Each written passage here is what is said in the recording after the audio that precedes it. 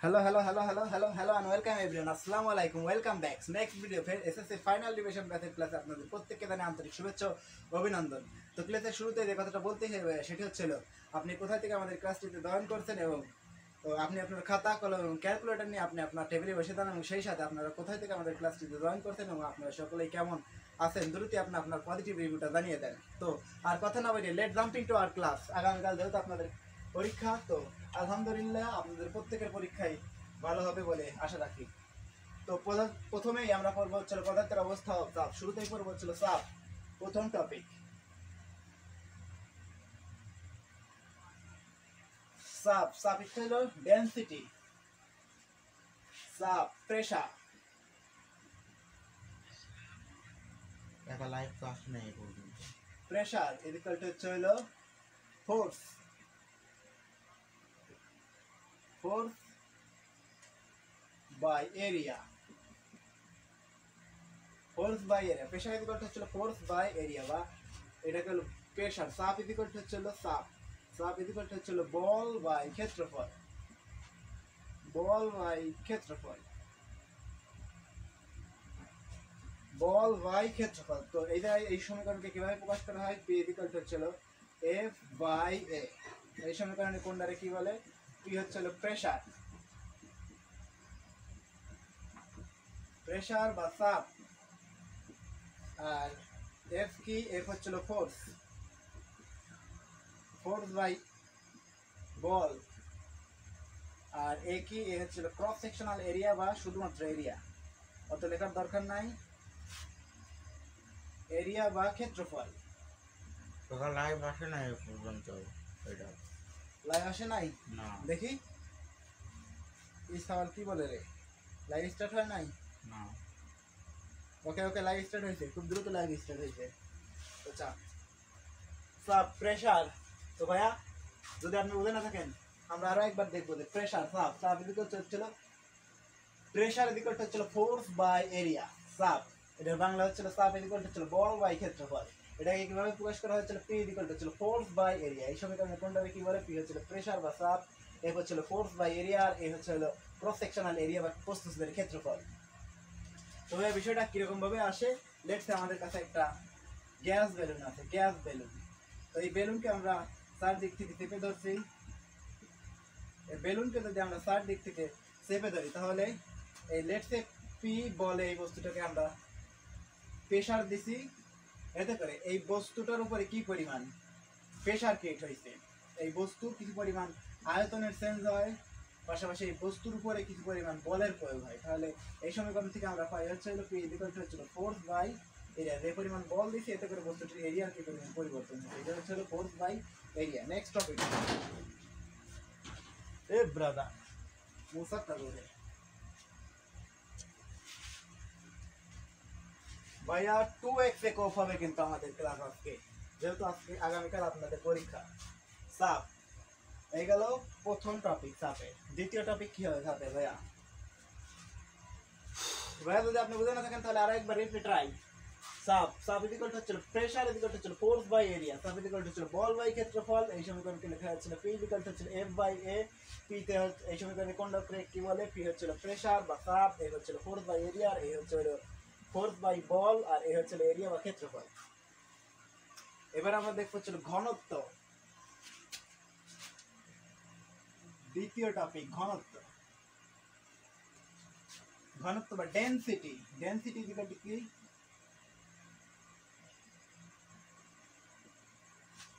Density হচ্ছে mass by volume,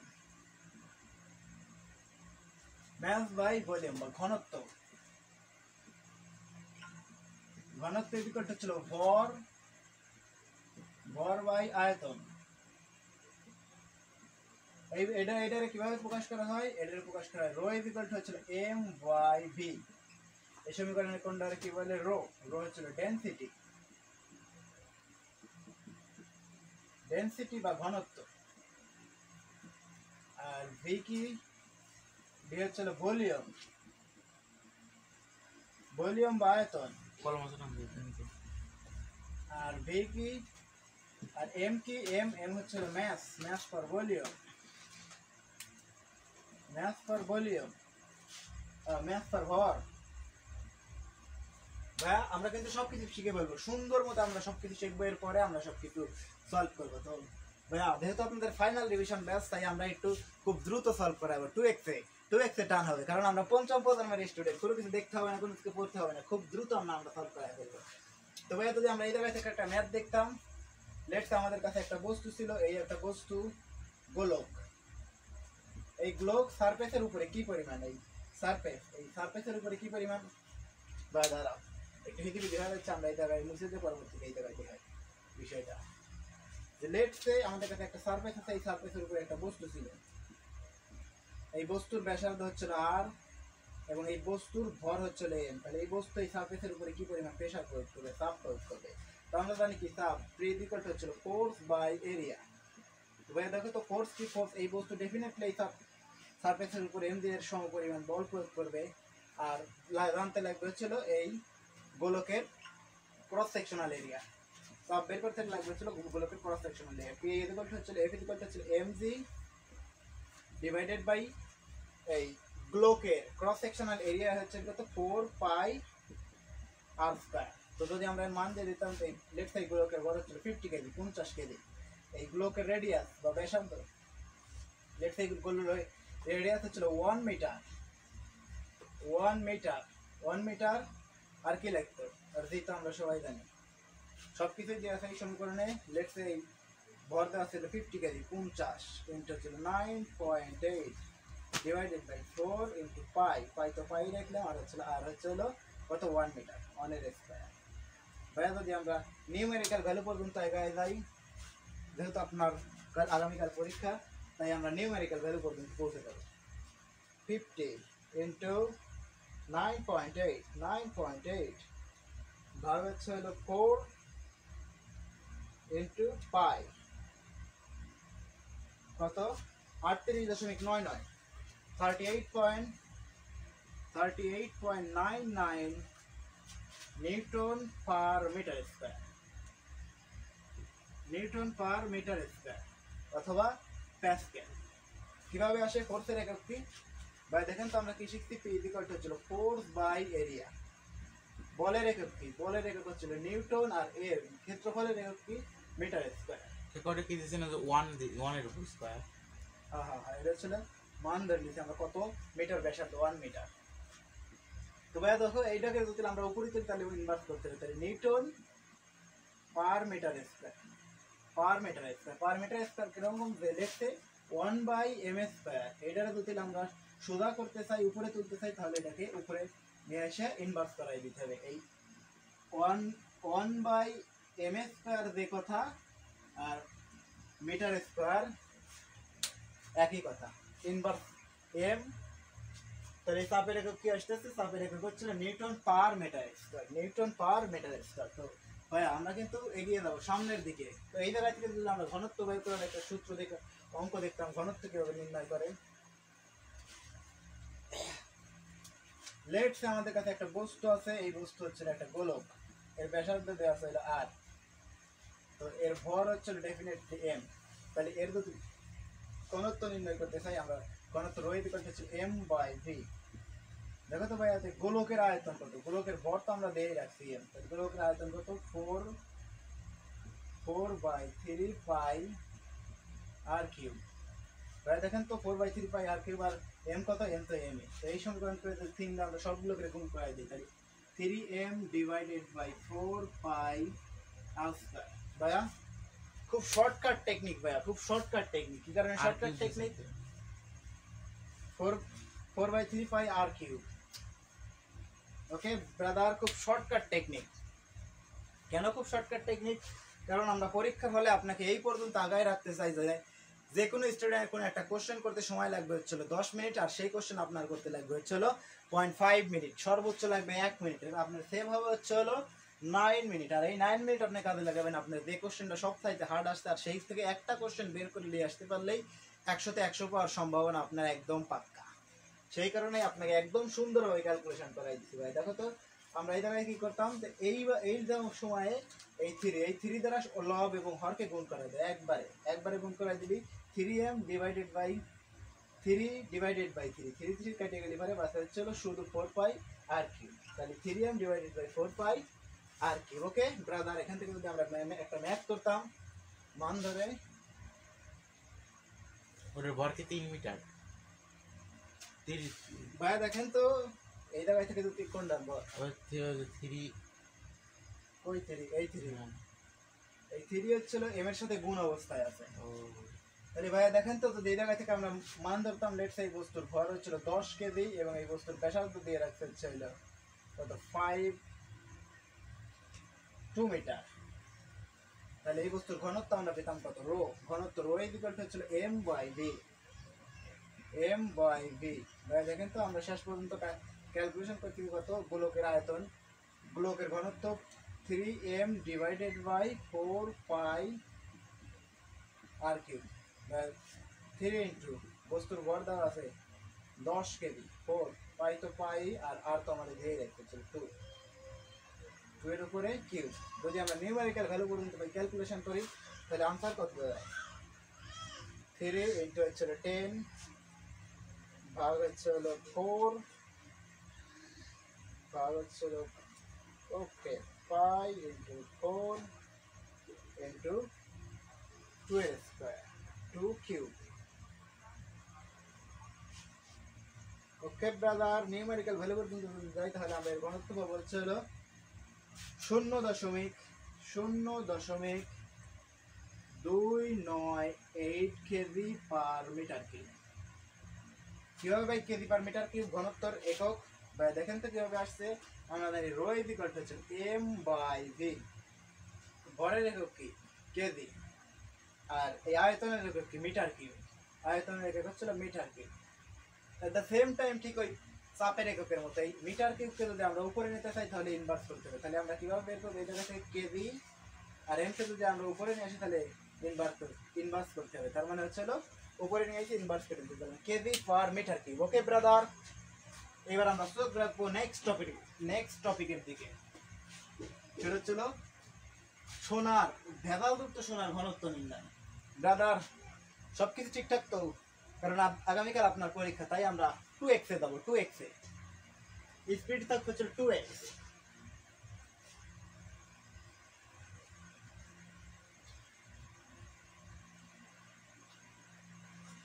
definitely আপনার মূল্যবান সময় নষ্ট করার মতো হয়ে আমার কাছে নাই, ডেফিনেটলি আমরা কিন্তু 2x এ যাবো। তো ডেফিনেটলি আপনাকে ডেভেলপ করাইতে হবে আমাদের সাথে, তাল মিলিয়ে চলার জন্য আপনাকে সব ধরনের কোয়ান্টিটি মেনে নিতে হবে। এবার দেখো হচ্ছে ভেজালযুক্ত সোনার ঘনত্ব নির্ণয়, ভেজালযুক্ত সোনার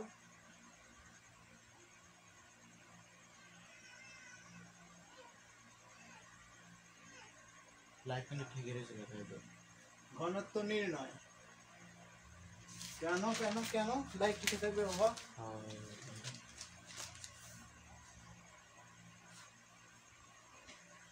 এই সওয়াল তো সময় সময় ভয় ধরা যায় রে বা।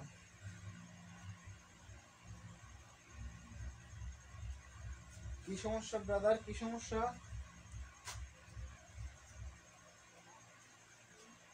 কি সমস্যা? সবকিছু তো ঠিকঠাকই থাকার কথা, লাইভ থেকে নাই, ওইটা আমরা একটু চেঞ্জ করে দিলেই। ভাইয়া দেখি তো লাইভ কোনো সমস্যা হয়েছে কিনা আমাদের লাইভে।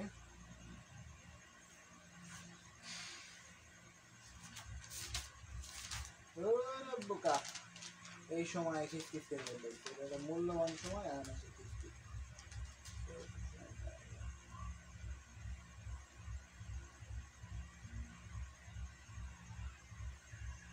ওকে ওকে, কোনো ঠেকাঠেকি নাই ব্রাদার। ওকে ওকে ব্রাদার, সবকিছু ঠিকঠাক আছে, বোকা ছেলে খালি ভাবে। তো ভেজালযুক্ত সোনার ঘনত্ব নির্ণয়। লেটসে আমাদের কাছে একটা পাত্র আছে, এটা ছিল পানিপূর্ণ পাত্র, আর এই জায়গায় আমাদের কাছে একটা স্বর্ণ আছে, স্বর্ণের বার। এই স্বর্ণের ডেফিনেটলি বাতাসে ওজন হচ্ছিল W1 এবং এই স্বর্ণের বারকে যদি আমরা পানিতে নিমজ্জিত করি তাহলে ডেফিনেটলি সে কিছু পরিমাণ ওজন হারাবে, এবং এই পানিতে ওজন হচ্ছিল W2। এটা হচ্ছিল তরল, এই তরলে যদি আমরা এই নিমজ্জিত করি, লেটস আমরা পানিতে নিমজ্জিত করতে স্বর্ণের বারকে, তাহলে ডেফিনেটলি বাতাসে একটা ওজন ছিল, সেটা ছিল W1, এবং এটাকে যদি আমরা পানিতে নিমজ্জিত করি তাহলে কিছু পরিমাণ ওজন হারায়। ওজন হারায়, তার ওজন হচ্ছিল W2। তাহলে সে কত পরিমাণ টুকু ওজন হারাইছে? W হচ্ছিল W1 মাইনাস হচ্ছিল W2। তো আমরা কিন্তু আর্কিমিডিক্সের প্লবতা থেকে একটু পরেই শিখবো যে প্লবতা ইকুয়াল টু এই বস্তুকে, কোনো বস্তুকে যদি আমরা তরল বা বায়বীয় পদার্থে নিমজ্জিত করি তাহলে ওই বস্তুর উপরে তরল বা বায়বীয় পদার্থ কিছু পরিমাণ আপওয়ার্ড ফোর্স বা ঊর্ধ্বমুখী বল প্রয়োগ করে থাকে হচ্ছে প্লবতা বলতে। প্লবতা আপওয়ার্ড ফোর্স কি পরিমাণ ঊর্ধ্বমুখী বল কাজ করে এই পানি এই বস্তুর উপরে এফ, এই এফ ইকুয়াল টু হচ্ছিল V rho G. F equal to হচ্ছিল ভাইয়া, আমরা কিন্তু আপনাদের আগামীকাল পরীক্ষা তাই ভেঙে ভেঙে দেখাচ্ছি না। এফ ইকুয়াল টু হচ্ছিল এম জি, আর এই এম জি এর পরিবর্তে এম এর পরিবর্তন আমরা লিখতে হচ্ছে রো ভি ইন্টু জি। ওকে ব্রাদার, তো আমরা শর্টকাটে লিখছি ভি রো জি। তাহলে এই ডাব্লিউ এফ ইকুয়াল টু হচ্ছে হলো ভি রো জি। এই এফ এর পরিবর্তে আমরা লিখতে পারবো হচ্ছে ডাব্লিউ। দেখো তো ভাইয়া, এই ডাব্লিউর পরিবর্তে এই ডাব্লিউর জায়গায় আমরা এইগুলো দিয়ে রিপ্লেস করতে পারি না এইগুলো দিয়ে। তাহলে দেখো ডাব্লিউ ইকুয়াল টু হচ্ছে W1 মাইনাস W2, আর এই জায়গায় আমরা লিখতে পারি ডাব্লিউ পরিবর্তে হচ্ছিল V V rho into G. দরকার হচ্ছে আয়তন ভি, ভি ইকুয়াল টু হচ্ছে W1 minus W2 divided by হচ্ছিল রো ইন্টু জি। এই রো হচ্ছে হলো পানির ঘনত্ব, রো ডাল। তো আমরা কি জানি ঘনত্ব নির্ণয়, ঘনত্ব ঘনত্ব ছিল রো ইকুয়াল টু হচ্ছিল এম বাই ভি। দেখো তো ভাইয়া, লাগবে হচ্ছে আমাদের এম, ভি কিন্তু আমরা পেয়ে গেছি। এম ইকুয়াল টু কত? বস্তুর বাতাসে ওজন, ডেফিনেটলি বস্তুর বাতাসে ওজন দেওয়া আছে W1। ভাইয়া দেখো তো W1 ইকুয়াল টু হচ্ছিল এম ইন্টু জি। তাহলে এম ইকুয়াল টু আসছে কত? W1 by G. Okay brother, তাহলে বস্তুর বাতাসে ভর হচ্ছিল W1 বাই জি। তাহলে আমরা এই জায়গায় বসাবো বস্তুর বাতাসের ভর W1 by G, W1 by G divided by আয়তন। আয়তন আমরা পাইছি কত? V W1 minus W2 divided by rho W divided by rho W into G. W1 minus W2 divided by হচ্ছে হলো রো W ইন্টু হচ্ছে হলো জি। এটা হচ্ছে হলো সোনার ঘনত্ব। তাহলে P equal to M divided rose. by তুলবো। হ্যাঁ হ্যাঁ হ্যাঁ, রোজ। রোজি কি? সোনার ঘনত্ব। এই রোজি মানে গোল্ড, গোল্ড মানে হচ্ছে রোজি দ্বারা বোঝাচ্ছে হলো রোজি হচ্ছে হলো গোল্ডের ঘনত্ব। আর এই রো ডাব্লু হচ্ছে হলো ওয়াটার, ডাব্লু তো হচ্ছে ওয়াটার বা পানির ঘনত্ব। ব্রাদার দেখো তো, আমরা এই জায়গায় থেকে এই জি আর এই জি কেটে দিতে পারি, তাহলে এই রোকে আবার উপরে গুণ করাই দিতে পারি, রোকে আমরা উপরে গুণ করাই দিতে পারি একবারে। ভাই শর্টকাট টেকনিক আপনাদের কাছে পারি। রো জি ইকুয়াল টু হচ্ছে হলো W1 ইন্টু হচ্ছে হলো W1 হচ্ছে rho W divided by W1 minus হচ্ছে W2। ব্রাদার একেবারে সলভ, একেবারে সলভ, একেবারে আমরা পেয়ে যাবো হচ্ছে ভাইয়া। আপনি এই সূত্রটা পরীক্ষার হলে বসাবেন, আর ডেফিনেটলি এই কোশ্চেন আসার সম্ভাবনা আপনার এইচএসসি পরীক্ষা একদম ম্যাক্সিমাম, একদম ম্যাক্সিমাম। রিসেন্টলি বারবার এই কোশ্চেনটা আসে যে সোনার ভেদালযুক্ত সোনার ঘনত্ব নির্ণয় করো। আমরা জানি একটা অরিজিনাল সোনার ঘনত্ব, অরিজিনাল সোনার ঘনত্ব রোজ এটি করতে হচ্ছে হলো 19,300 কেজি পার মিটার কিউব। তো ভেদালযুক্ত সোনার ঘনত্ব আমরা কিভাবে নির্ণয় করবো? এইভাবে দেখবো যে rho W rho G equal to হচ্ছে rho W1 rho W divided by W1 minus হচ্ছে W2। যদি আমরা দেখি যে এই রো জি এইটার সমান আসছে 19,300 এর সমান আসছে, তাহলে সেটা ভেদাল মুক্ত। আর যদি এর থেকে কম আসে তাহলে সেটা ভেজাল যুক্ত, আর যদি এর থেকে বেশি আসে তারপরেও সেটা ভেজাল যুক্ত। যদি এর সমান আসে তাইলেই কেবল সেটা ভেজাল মুক্ত বা একদম বিশুদ্ধ খাঁটি 24 ক্যারেট স্বর্ণ। ওকে, তো ভাই আপনি যদি বুঝে না থাকেন তাহলে আমরা পুনরায় আরো একবার রিপিট করবো, সেটা হচ্ছে ভেদালযুক্ত সোনার ঘনত্ব নির্ণয়। তো লেটসে আমাদের কাছে একটা সোনার বার ছিল, তার বাতাসে ওজন ছিল W1। ওইটাকে যদি আমরা পানিতে নিমজ্জিত করি ভাইয়া, এই সোনার ঘনত্ব, এই সোনার বারটাকে যদি আমরা পানিতে নিমজ্জিত করি তাহলে ডেফিনেটলি তার কিছু পরিমাণ ওজন হারায়। তার কিছু কতটুকু ওজন হারায়? তার W2 পরিমাণ ওজন হারায় আসে, তার ওজন হয়েছিল W2। তাহলে ওজন কতটুকু হারায়? W হচ্ছিল W1 মাইনাস W2। আর এই হারানো ওজন প্লবতার সমান ভাই, হারানো ওজন প্লবতার সমান। আমরা একটু পরেই শিখবো হচ্ছিল হারানো ওজনে দেয় প্লবতা। এই তরলের ঘনত্ব নির্ণয়ের পরেই শিখবো হচ্ছিল আমরা প্লবতা। ভাই হারানো ওজন প্লবতার সমান। তাহলে V rho G is equal to হচ্ছে W1 মাইনাস W2। এই জায়গা থেকে দরকার হচ্ছিল আমাদের V। V is equal to হচ্ছে W1 minus W2 divided by rho W into C। তার আমরা ঘনত্ব is equal to density. Density is equal to হচ্ছে মাস বাই ভলিউম। এই বস্তুর বাতাসে ভর কত ছিল? বাতাসে ভর হচ্ছিল W1 ডিভাইডেড বাই জি। আর এই বস্তুর আয়তন কত ছিল?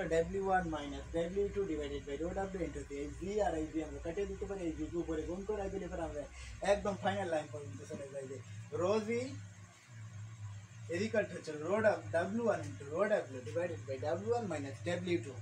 ভাই এখান থেকে যদি আমরা একটা ম্যাথ করতাম, তো ভাইয়ার ম্যাথ আমরা রাখছি ক্লাসের শেষেই আমরা এর ম্যাথ করব, বোর্ডে আসা ম্যাথ করব। এই জায়গায় থেকে আমরা আপনার মাথায় জানজাম লাগাইতে চাই না, আমরা বোর্ডে ম্যাথ করব। ওকে ব্রাদার, আমরা নেক্সট টপিকের দিকে এগিয়ে যাব। আলহামদুলিল্লাহ বলে আমরা নেক্সট টপিকের দিকে এগিয়ে যাব। ডেফিনেটলি আল্লাহ সুবহানাহু ওয়া তাআলা আপনার ভালো করবেন। তো এবার আমরা দেখব চলো তরলের ঘনত্ব নির্ণয়। তরলের ঘনত্ব নির্ণয় কোন সময় ছিল কোন দিন? এই ইম্পর্টেন্ট ক্লাস আছে ভাইয়া, ফোনটা রাখো।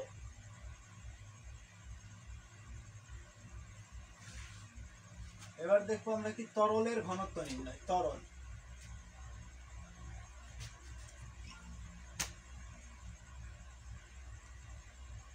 তরলের ঘনত্ব নির্ণয়। তরলের ঘনত্ব নির্ণয় কিরকম? লেটস আমাদের কাছে একটা পাত্র আছে। আমার ভিডিও ঠিক আছে, ভিডিও থাকে নাকি? ভিডিও ঠিক আছে, তুমি ওটা থেকে বাইরে আবার ওটা ঢোকো।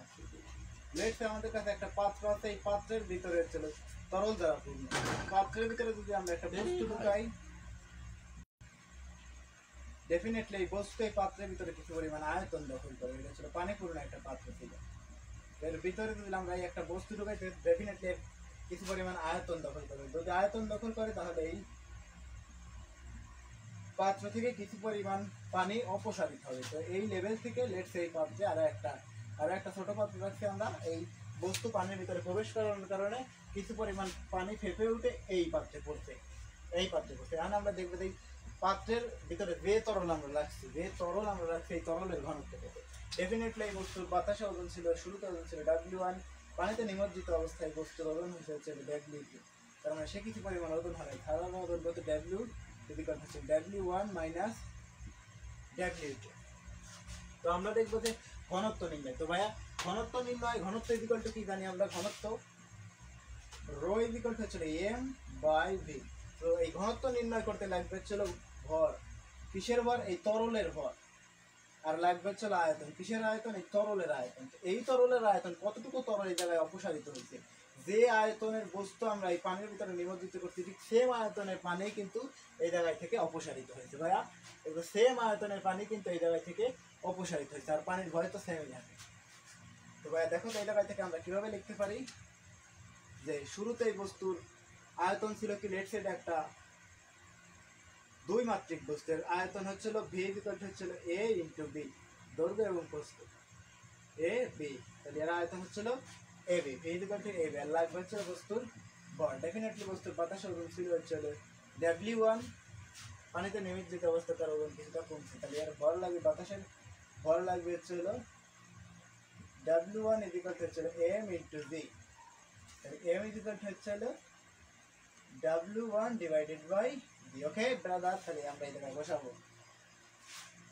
এম এর পরিবর্তে আমরা লিখতে পারি কি? এম এর পরিবর্তে আমরা লিখতে পারি W1 ডিভাইডেড বাই V। আর B এর পরিবর্তে আমরা লিখতে পারি কত? A into B। তাহলে ফাইনাল লাইন পর্যন্ত গেলে আমরা কি পাই? W1 divided by A B into Z। Okay, চলো ঘনত্ব, তরলের ঘনত্ব। ওকে ব্রাদার, খুব সুন্দরভাবে কিন্তু আমরা পেয়ে গেছি যে তরলের ভর, তরলের আয়তন সবকিছু মিলে তরলের ঘনত্ব কিন্তু আমরা পেয়ে গেছি। যে এই একটা সারফেস, এটা বস্তু যার আয়তন ছিল হচ্ছিল, তার দৈর্ঘ্য হচ্ছিল A এবং প্রস্থ দেওয়া হচ্ছিল B। তাহলে আয়তন হচ্ছিল A ইন্টু B। এবং এই বস্তুর ডেফিনেটলি বাতাসে ওজন ছিল হচ্ছিল W1। ওই বস্তুটাকে যদি দিলাম পানিতে নিমজ্জিত করে, তাহলে কিছু পরিমাণ ওজন হারায়, সে W2 পরিমাণ ওজন হারায়। তাহলে সে কতটুকু ওজন হারাইছে? W পরিমাণ ওজন হারাইছে। তাহলে হারানো ওজন কত? W1 minus W2। তাহলে আমরা জানি ঘনত্ব rho equal to M by V, mass by volume. এই সমীকরণগুলোতে কোনটারে কি বলে? রাইয়া দেয় আমরা M ইকুয়াল টু পাইছি হচ্ছে W1 বাই V, আর আয়তনটা আমরা পাই গেছি, এই বস্তুর আয়তন হচ্ছে A ইন্টু B। যতটুকু বস্তু এই জায়গায় আয়তন দখল করবে ঠিক সেই সেম পরিমাণ পানি এই জায়গায় অপসারিত হবে, এবং অপসারিত পানির ওজন ডিভাইডেড বাই হচ্ছে হলো অপসারিত পানির উপর ডিভাইডেড বাই ওই বস্তুর আয়তন। তাইলে আমরা পাওয়া যাবে হচ্ছে ওই তরলের ঘনত্ব। এবার আমরা পাওয়া গেছি তরলের ঘনত্ব rho equal to W1 divided by AB into G. AB কি? এ হচ্ছে হলো এই জায়গায় এই সমীকরণে কোনটা কি বলে? এ হচ্ছে হলো এই বস্তুর দৈর্ঘ্য, যে বস্তুটা আমরা লিখি এই বস্তুর দৈর্ঘ্য, বি হচ্ছে হলো এই বস্তুর প্রস্থ, আর জি কি? জি হচ্ছে হলো গ্র্যাভিটেশনাল অ্যাক্সেলারেশন বা অবিকর্ষ স্তর। অভিকর্ষ ত্বরণ।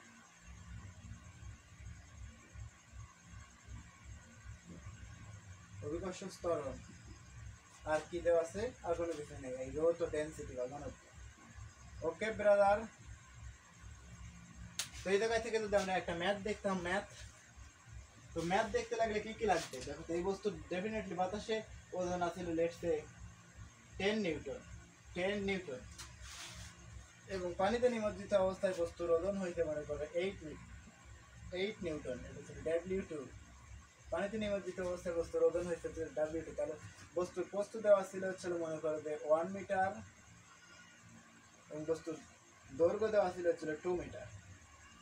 তাহলে এই বস্তু পানিতে নিমজ্জিত করছে, যে তরলে নিমজ্জিত করছে, তরলের ঘনত্ব, তরলের ঘনত্ব আমরা কি শিখছি? রো ইকুয়াল টু হচ্ছে W1 divided by A B into G. দেখো তো ভাই সব কিছুই দেওয়া আছে না, এই জায়গায় দেওয়া আছে W1 কত? 10, A দেওয়া আছে কত? 2, B দেওয়া আছে কত? 1, আর জি কত? 9.8।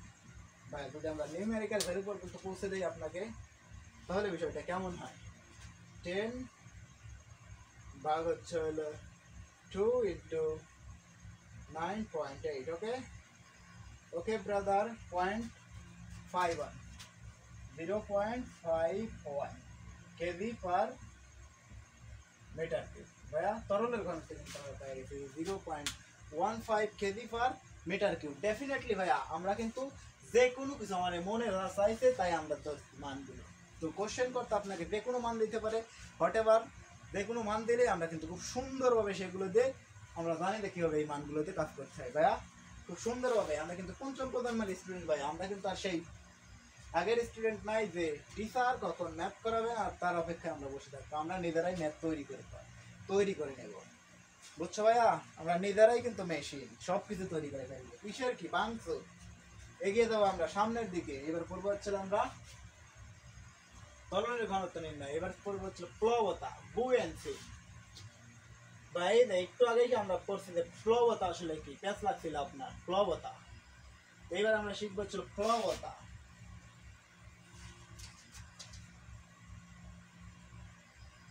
প্লবতা বা বুয়েন্সি। প্লবতা কি? লেটস আমাদের কাছে একটা পাত্র আছে, এই পাত্রে আর এই জায়গায় আমাদের কাছে একটা বস্তু আছে, এই বস্তুর ভর হচ্ছিল ওজন, বাতাসে ওজন হচ্ছিল W1। এই বস্তুটা যদি আমরা এই পানিতে নিমজ্জিত করি, ডেফিনেটলি এই বস্তু কিছু পরিমাণ ওজন হারাবে। বস্তু ওজন হারা হয়েছে হচ্ছিল W2। তো বস্তু কতটুকু ওজন হারাবে? ডেফিনেটলি এই বস্তুকে পানিতে নিমজ্জিত করলে এই তরল বা বায়ুবীয় পদার্থ এই বস্তুর উপরে কিছু পরিমাণ আপওয়ার্ড ফোর্স,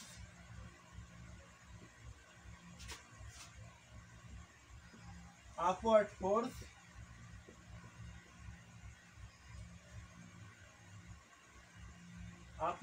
বা ঊর্ধ্বমুখী বল।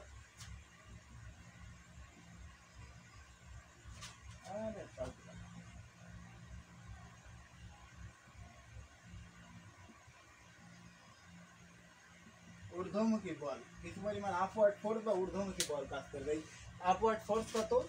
এই তরলের কি পরিমাণ আপওয়ার্ড ফোর্স দিবে সেটা হচ্ছিল এফ ইকুয়াল টু হচ্ছিল এমজি এর সমপরিমাণ উপরকৃত বল কাজ করবে। তো এই এম কত? এম আমরা কিভাবে বের করবো? আমরা জানি যে এম ইকুয়াল টু হচ্ছিল রো ভি, ঘনত্ব ইনটু ভেলোসিটি। এই রো কি? রো হচ্ছিল ঘনত্ব, ঘনত্বের একক কি? ডেনসিটি ইনটু হচ্ছিল ভি হচ্ছিল ভলিউম বা আয়তন। তো এই জায়গায় আমরা লিখতে পারি ভি রো ইনটু জি, আর এই এফ এর পরিবর্তে আমরা লিখতে পারি হচ্ছিল ডাব্লিউ। এটারে কি বলে? কোনটারে কি বলে? ডাব্লিউ হচ্ছিল প্লবতা। প্লবতা, আর ভি কি, ভি হচ্ছিল আয়তন, এই রো কি, রো রো হচ্ছিল ঘনত্ব বা ডেন্সিটি, আর ভি ভি হচ্ছিল গ্র্যাভিটেশনাল অ্যাক্সেলারেশন। ভাই দেখছো না খুব সুন্দরভাবে কিন্তু আমরা পেয়ে গেছি যে এই বস্তু তরল বা বায়বীয় পদার্থ এই বস্তুর উপরে কি পরিমাণ আপওয়ার্ড ফোর্স দিয়ে। ভাইয়া আপনি আমাদের সাথে থাকুন, আমরা শেষ পর্যন্ত পৌঁছে যাবো একদম। এই তরলের উপরে, এই তরল বস্তুর উপরে কি পরিমাণ আপওয়ার্ড বা ঊর্ধ্বমুখী ফোর্স, ঊর্ধ্বমুখী বল প্রয়োগ করে তার মান হচ্ছিল ডাব্লিউ ইকুয়াল টু ছিল ভি রো ইনটু জি। ওরে মা কি গেছে কিন্তু আমরা দিলে গিয়া টিপটে গেছে নাকি ব্রাদার, খুব সুন্দর মতো লাইফ চলছে তাই তো। এরপরে আমরা কি দেখবো, এখান থেকে কি আমরা একটা ম্যাথ দেখবো। লেট থেকে বস্তু বাতাসে ওজন ছিল হচ্ছে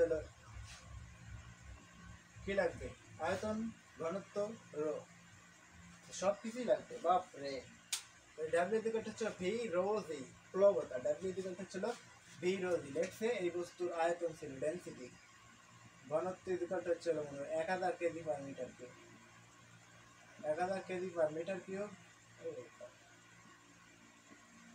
1000 কেজি পার মিটার কিউব। এবং এই বস্তুর আয়তন, আয়তন ছিল লেটসে দৈর্ঘ্য ছিল হচ্ছিল 2 মিটার এবং প্রস্থ ছিল হচ্ছিল 1 মিটার। তাহলে আয়তন এই ইনটু বি, তাহলে আমরা পেয়ে যেতাম ডাব্লিউ ইকুয়াল টু আয়তন 2 ইন্টু 1 ইন্টু লাগবে আমাদের কি, আর লাগবে হচ্ছে হলো রো, রো কত, তরলের ঘনত্ব। লেটস এই বস্তুর ঘনত্ব দিয়ে রাখছে ছিল, এই বস্তুর ঘনত্ব না তো বাইরের তরলের ঘনত্ব, আমরা তো জানি তরলের ঘনত্ব, তরল হিসেবে আমরা কি ব্যবহার করছি, পানির ঘনত্ব হচ্ছিল 1000 কেজি পার মিটার কিউব। খুব সুন্দরভাবে আমরা এই 1000 বসাই দেবো, 1000 ইন্টু হচ্ছিল 9.8, ক্যালকুলেশন করলে আমরা পেয়ে যাবো হচ্ছে হলো শেষ পর্যন্ত ফাইনাল লাইন। ফাইনাল লাইন কত, 2 ইন্টু 1000 ইন্টু হচ্ছে হলো 9.8, ওকে 19600। ওরে বাপরে, 19600 KG per, 19600 KG per metre cube. Okay brother, next topic, next topic, কোনো সময় নাই তো ভাই, আরো একবার আমরা রিপিট করবো। সেটা হচ্ছে লেটস আমাদের কাছে শুরুতে একটা বস্তু ছিল, এই বস্তুর ওজন বাতাসে ওজন ছিল W1। এই বস্তুকে যদি আমরা পানিতে নিমজ্জিত করি, ডেফিনেটলি বস্তুর উপরে তরল বা বায়বীয় পদার্থ কিছু পরিমাণ আপওয়ার্ড ফোর্স দেয়। বা এর ডেফিনেশনটা কি ছিল, ডেফিনেশনটা ছিল কোনো বস্তুকে যদি আমরা তরল বা বায়বীয় পদার্থে নিমজ্জিত করি, তাহলে ওই বস্তুর উপরে তরল বা বায়বীয় পদার্থ কিছু পরিমাণ ঊর্ধ্বমুখী বল বা আপওয়ার্ড ফোর্স প্রয়োগ করে, তাকে বলা হচ্ছিল, যে পরিমাণ ঊর্ধ্বমুখী বল প্রয়োগ করে তাকেই বলা হচ্ছিল প্লবতা বা বুয়ান্সি। ভাইয়া এগুলো লেখার সময় নাই, কারণ আমরা এখন টু এক্স আগাবো। প্লবতা বা বুয়ান্সি শেয়ার করো ভাইস্তা, করছি, মোটে দি করছি। আবার নোটিফিকেশন দিয়ে শেয়ার করো, মেনশন দিয়ে শেয়ার করো। ওকে, এই তো পেয়ে গেলাম আমরা হচ্ছে হলো প্লবতা। এবার আমরা দেখবো হচ্ছে কি আর্কিমিডিক্সের সূত্র। আর্কিমিডিক্স কি বলছেন, আর্কিমিডিক্স একজন মহান বিজ্ঞানী ছিলেন। আর্কিমিডিক্স ল, আর্কিমিডিক্সের সূত্র।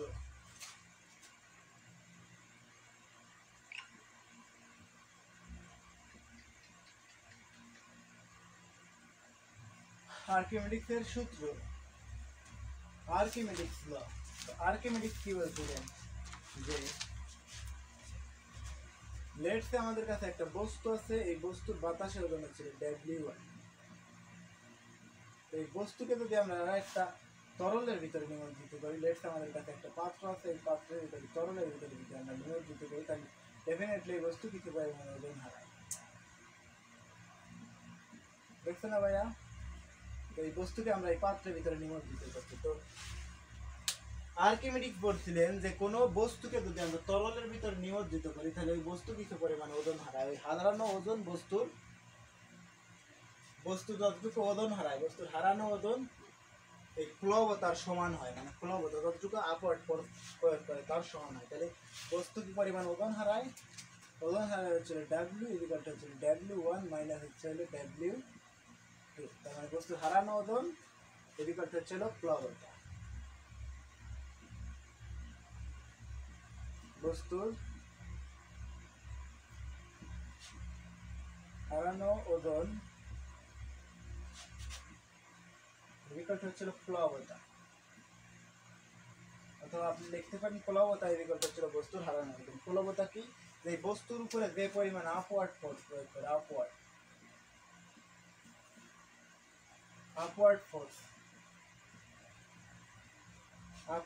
বা যে পরিমাণ ঊর্ধ্বমুখী বল কাজ করে তাকে বলা হচ্ছিল আপওয়ার্ড ফোর্স। তাহলে এই বস্তুর হারানো ওজন প্লবতার সমান হয়। তাহলে এই জায়গায় থেকে বস্তু কতটুকু ওজন হারায়? বস্তু ওজন হারায় হচ্ছে W equal to W minus W dot. প্লবতা আমরা কি পাই? প্লবতা হচ্ছে W equal to V rho V.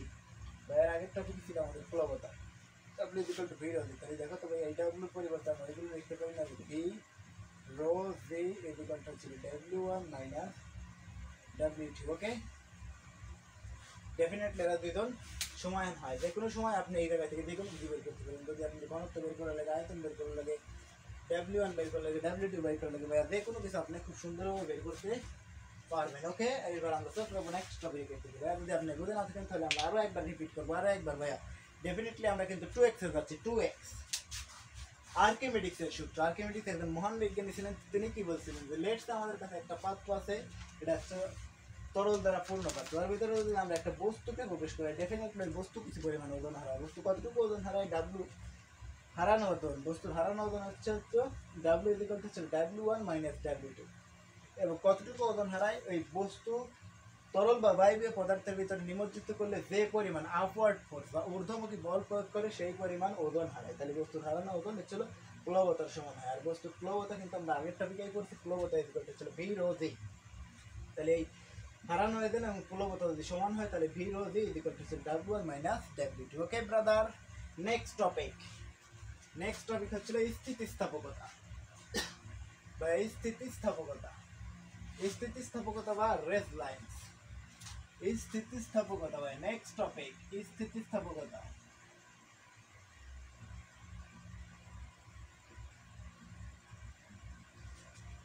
স্থিতিস্থাপকতা কি? লেটস আমাদের কাছে একটা রাবার আছে, রাবার। এই রাবারের আদি দৈর্ঘ্য বা ইনিশিয়াল লেন্থ হচ্ছে এল। তো এই রাবারকে যদি আমরা পীড়ন দেই, পীড়ন বা বল প্রয়োগ করে এই রাবারের উপরে, লেটস এই রাবারের উপরে আমরা এফ পরিমাণ বল দিই, এফ পরিমাণ বল দেওয়া, লেটস এই রাবারটা এল পরিমাণ দৈর্ঘ্য বৃদ্ধি পাইছে, স্মল এল পরিমাণ দৈর্ঘ্য বৃদ্ধি পাইছে। শুরুতে তার দৈর্ঘ্য ছিল এল এবং তার দৈর্ঘ্য এখন পাইছে হচ্ছে স্মল এল পরিমাণ বৃদ্ধি পাইছে। তো যদি আমরা এই এফ পরিমাণ বল এই জায়গায় থেকে অপসারণ করি তাহলে ডেফিনেটলি এই বস্তু তার আবার পূর্বের অবস্থায় ফিরে আসবে। পূর্বে যে অবস্থানে ছিল বস্তু সেই অবস্থায় ফিরে আসবে। তো স্থিতিস্থাপকতা বলতে কি বোঝায়? যে কোনো বস্তু তার পূর্বের অবস্থা ধরে রাখার যে টেন্ডেন্সিটি বা কোনো বস্তু তার পূর্বের অবস্থা ধরে রাখার যে প্রবণতা, তাকেই বলা হচ্ছিল স্থিতিস্থাপকতা। তো এই রাবারকে যদি আমরা টান দেই তাহলে সেটাকে ছেড়ে দিলে আবার সে তার পূর্বের অবস্থানে ফিরে আসে, মানে তার আগের অবস্থানে ফিরে আসে। এই যে কোনো একটা বস্তু আমাকে এক পরিমাণ বল দিচ্ছে আর ওই ফোর্সটা যদি আমরা অপসারণ করি তাহলে ওই বস্তু আবার সেই পূর্বের অবস্থানে ফিরে আসে। এই যে বস্তুর পূর্বের অবস্থানে ফিরে আসার যে প্রবণতা, পূর্বের অবস্থা ধরে রাখার যে টেন্ডেন্সিটি, একেই বলা হচ্ছিল স্থিতিস্থাপকতা। ওকে ব্রাদার, এবার আমরা চোখ রাখবো হচ্ছিল নেক্সট টপিক, পীড়ন। পীড়ন কি? পীড়ন। ওকে ব্রাদার, নেক্সট টপিক পীড়ন। 2x এ যাচ্ছে। কোনো সূত্র নাই কাকা স্থিতিস্থাপকতা? স্থিতিস্থাপকতার কোনো সূত্র নাই, এটা হচ্ছে এই এরবার পর থেকে সূত্র আসবে। পীড়ন, ব্রাদার নেক্সট টপিক পীড়ন। পীড়ন ইজ ইকুয়াল টু কি? পীড়নকে প্রকাশ করা হয়, পীড়নকে ভাইয়া আপনি অনেকটা প্রেসারের সাথে তুলনা করতে পারেন। পীড়ন ইজ ইকুয়াল টু হচ্ছিল বল বাই ক্ষেত্রফল, বল বাই ক্ষেত্রফল। পীড়ন ইজ ইকুয়াল টু হচ্ছিল বল বাই ক্ষেত্রফল। তাহলে ভাইয়া দেখো তো, বল বাই ক্ষেত্রফলকে আমরা লিখতে পারি নাকি?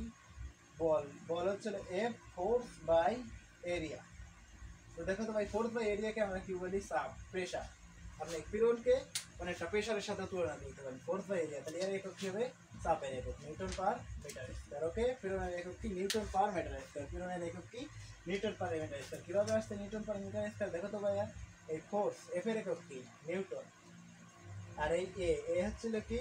ক্রস সেকশন এরিয়া বা বস্তুর ক্ষেত্রফল, এরিয়া। এরিয়ার একক কি? এরিয়ার একক হচ্ছিল মিটার স্কয়ার। তাহলে এটারে যদি আমরা উপরে তুলে ফেলাই তাহলে আসতেছে হচ্ছে newton per metre square. Okay okay okay brother, next topic newton per metre square. না নেক্সট টপিক ভাইয়া যদি আমরা এই জায়গায় থেকে অঙ্ক করতাম, অঙ্ক দেওয়ার মধ্যে কিছু নাই। লেটসে কোনো একটা বস্তু আছে, এই বস্তুর উপরে আমরা এক পরিমাণ বল দিচ্ছি এবং এই বস্তুর ক্ষেত্রফল হচ্ছিল, এটা যদি গোলক হয়তো ক্ষেত্রফল ক্রস সেকশন এরিয়া হচ্ছিল 4 পাই আর স্কয়ার আর কিউব না 4 পাই আর স্কয়ার হবে, তাই তো 4 পাই আর স্কয়ার হলে পরে এই জায়গা থেকে আমরা ডেফিনেটলি ধরে নিতে পারতাম এই বস্তুর ডেফিনেটলি একটা ভর আছে যে এম ইকুয়াল টু মনে হবে 10 কেজি। যদি 10 কেজি ধরি তাহলে এই বস্তু এবং এই গোলকের ব্যাসার্ধ আছে হচ্ছিল 1 মিটার। তাহলে এই এম দিয়ে সমপরিমাণ বল প্রয়োগ করে এম দিই, তাহলে এম এর মান দেওয়া আছে কত 10 ইন্টু 9.8 ডিভাইডেড বাই 4 পাই তো পাই আর আর হচ্ছিল 1 এর স্কয়ার। যদি আমরা আনসার বের করতাম, আনসার নিউমেরিক্যাল ভ্যালু বের করতাম বা আনসার কিন্তু আমরা খুব সহজে বের করতাম 10 ইন্টু 9.8 বার হচ্ছিল 4। ওকে ব্রাদার 7.77 7.79। ওকে আনসার আসতো কত 7.79, এটা ছিল কত newton per metre square. Okay brother খুব সুন্দরভাবে কিন্তু আমরা এগিয়ে যাবো সামনের দিকে সামনের দিকে। নেক্সট টপিক কি বিকৃতি। বিকৃতি বিকৃতি শিখবো এবার আমরা বিকৃতি। ওকে ব্রাদার কবি সাহেব বিকৃতি কি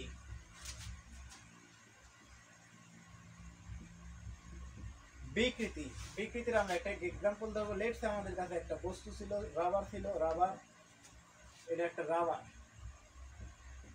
এই রাবারের ইনিশিয়াল দৈর্ঘ্য বা আদি দৈর্ঘ্য ছিল এল। তো এই রাবারের উপরে যদি আমরা এক পরিমাণ বল দেই, পীড়ন দেই, তাহলে দেখো তো ভাইয়া তার দৈর্ঘ্য কিছু পরিমাণ বেড়ে যায় না? শুরুতে দৈর্ঘ্য ছিল এল এবং বল দেওয়ার কারণে তার দৈর্ঘ্য কিছু পরিমাণ বেড়ে যায়। কতটুকু বাড়ছে?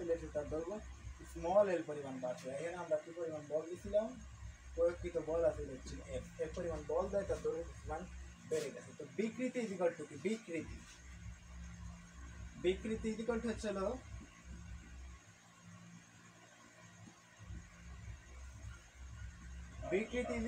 পরিবর্তন বাই আদি।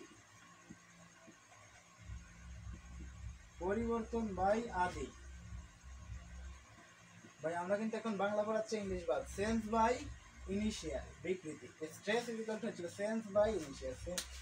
স্ট্রেস ইজ ইকুয়াল টু হচ্ছে সেন্স বাই ইনিশিয়াল, পরিবর্তন বাই আদি। দেখো তো ভাইয়া বিকৃতির ফর্মুলা কি? বিকৃতির ফর্মুলা হচ্ছে পরিবর্তন বাই আদি। এখানে পরিবর্তন হতে কত এল এবং শুরুতে আগে ছিল কত এল। যদি আমরা এটাকে দৈর্ঘ্য হিসেবে কাউন্ট করতাম, লেটস এর শুরুতে দৈর্ঘ্য ছিল এ এবং পরে দৈর্ঘ্য বেড়ে হয়েছে বি। তাহলে দৈর্ঘ্য কতটুকু বাড়ছে? এ ডিফারেন্স বি, বড়টা থেকে ছোটটা দিয়ে ডিভাইডেড বাই আগে ছিল কত এ। তো এটা যদি আমরা সূত্র আকারে লিখতাম, সূত্র আকারে বিকৃতি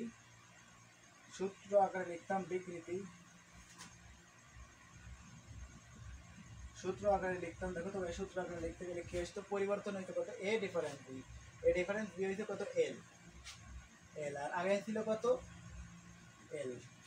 পরিবর্তিত হয়েছে ক্যাপিটাল এল, স্মল এল এবং আগে ছিল হচ্ছিল ক্যাপিটাল এল। তাহলে বিকৃতির ফর্মুলা আমরা পেয়ে গেলাম কি? পরিবর্তন বাই আদি। তাহলে বিকৃতি হচ্ছে এল বাই এ। ওরা কি দিছেন টাকা স্কয়ার না? ওটা কি? এটা হচ্ছে ডিফারেন্স এ ডিফারেন্স বি। ছোটটা থেকে বড়টা থেকে সবসময় ছোটটা দিকে যেটা বড়, যদি এ বড় হয় তাহলে এ থেকে বি বিয়োগ, আর যদি বি বড় হয় তাহলে বি থেকে এ বিয়োগ। A difference B. Okay difference এটা হচ্ছে ডিফারেন্স এ ডিফারেন্স বি। তো বিকৃতি ইকুয়াল হচ্ছে এল বাই এল। ভাই দেখো তো এই সমীকরণে কোন নামে কি বলে? এই এল হচ্ছে সেন্ডিং লেন্থ। সেন্ডিং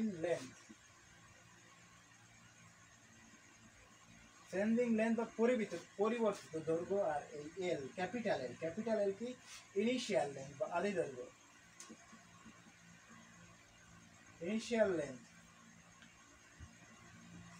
লেন্থ বা আদি দৈর্ঘ্য। আর বিকৃতি স্ট্রেস। ভাইয়া আমরা কি পেলাম? স্ট্রেস ইজ ইকুয়াল টু হচ্ছে sending length divided by initial length. Stress is equal to sending length by initial length. যদি আপনি বুঝে না থাকেন তাহলে আমরা পুনরায় আরো একবার রিপিট করবো। এটা হচ্ছে কি? লেটস সে আমাদের কাছে একটা রাবার আছে, এই রাবারের ইনিশিয়াল দৈর্ঘ্য বা আদি দৈর্ঘ্য ছিল এল। আদি দৈর্ঘ্য ছিল হচ্ছে এল।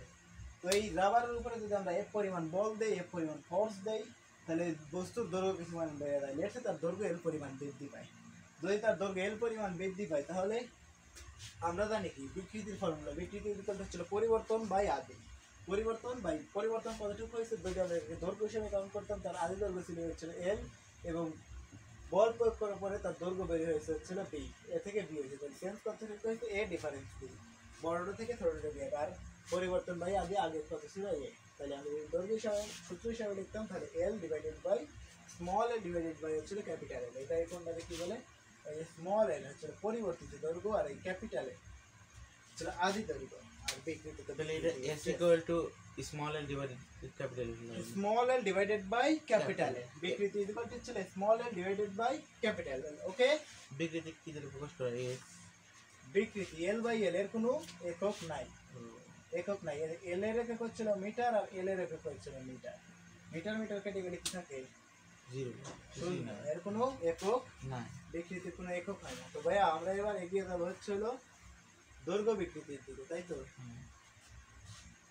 দৈর্ঘ্য বিকৃতি,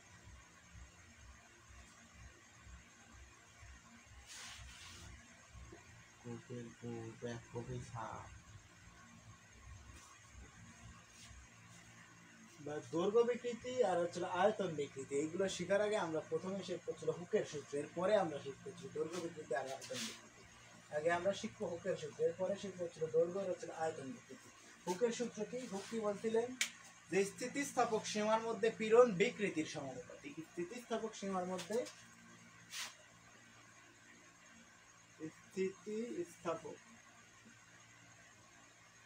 স্থিতিস্থাপক সীমার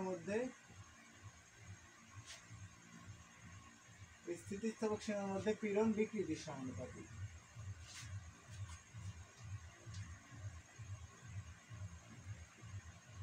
পীড়ন বিকৃতির সমানুপাতিক। ওরে পাগলা, সমানুপাতিক।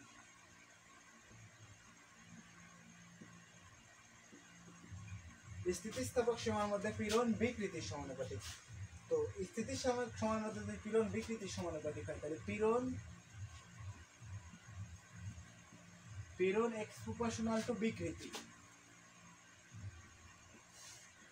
দেখো তো ভাইয়া, যদি এইটারে যদি আমরা একটা সমীকরণ বানাইতে চাই তাহলে ডেফিনেটলি এই সমানুপাতিক ধ্রুবকটাকে উঠাই দিতে হবে, সমানুপাতিক চিহ্নটাকে উঠাইতে হবে। যদি এই সমানুপাতিক চিহ্নটাকে আমরা উঠাইতে চাই তাহলে এর একটা কনস্ট্যান্ট দরকার হবে। তাহলে পীড়ন এই বিকল্পটা ছিল, এই কনস্ট্যান্ট হচ্ছিল কে ইন্টু বিকৃতি। দেখো তো ভাই, এই কে বিকল্পটা আমরা লিখতে পারি কি, কে বিকল্পটা হচ্ছিল পীড়ন বাই বিকৃতি।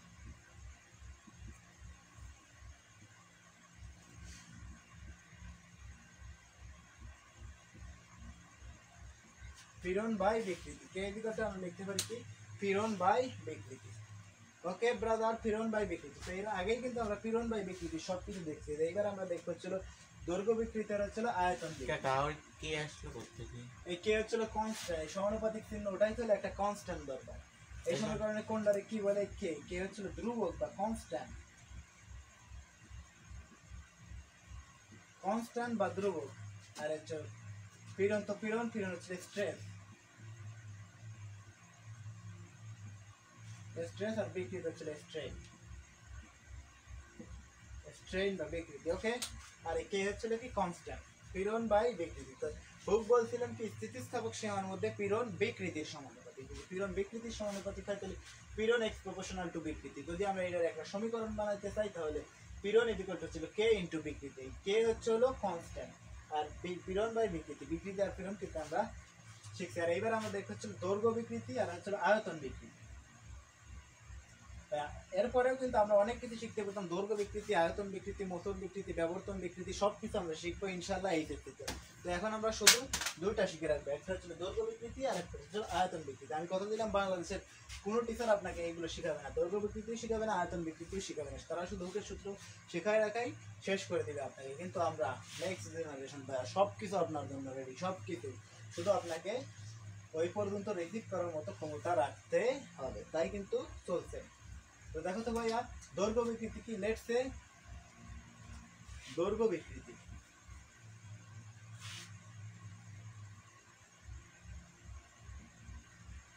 দৈর্ঘ্য বিকৃতি,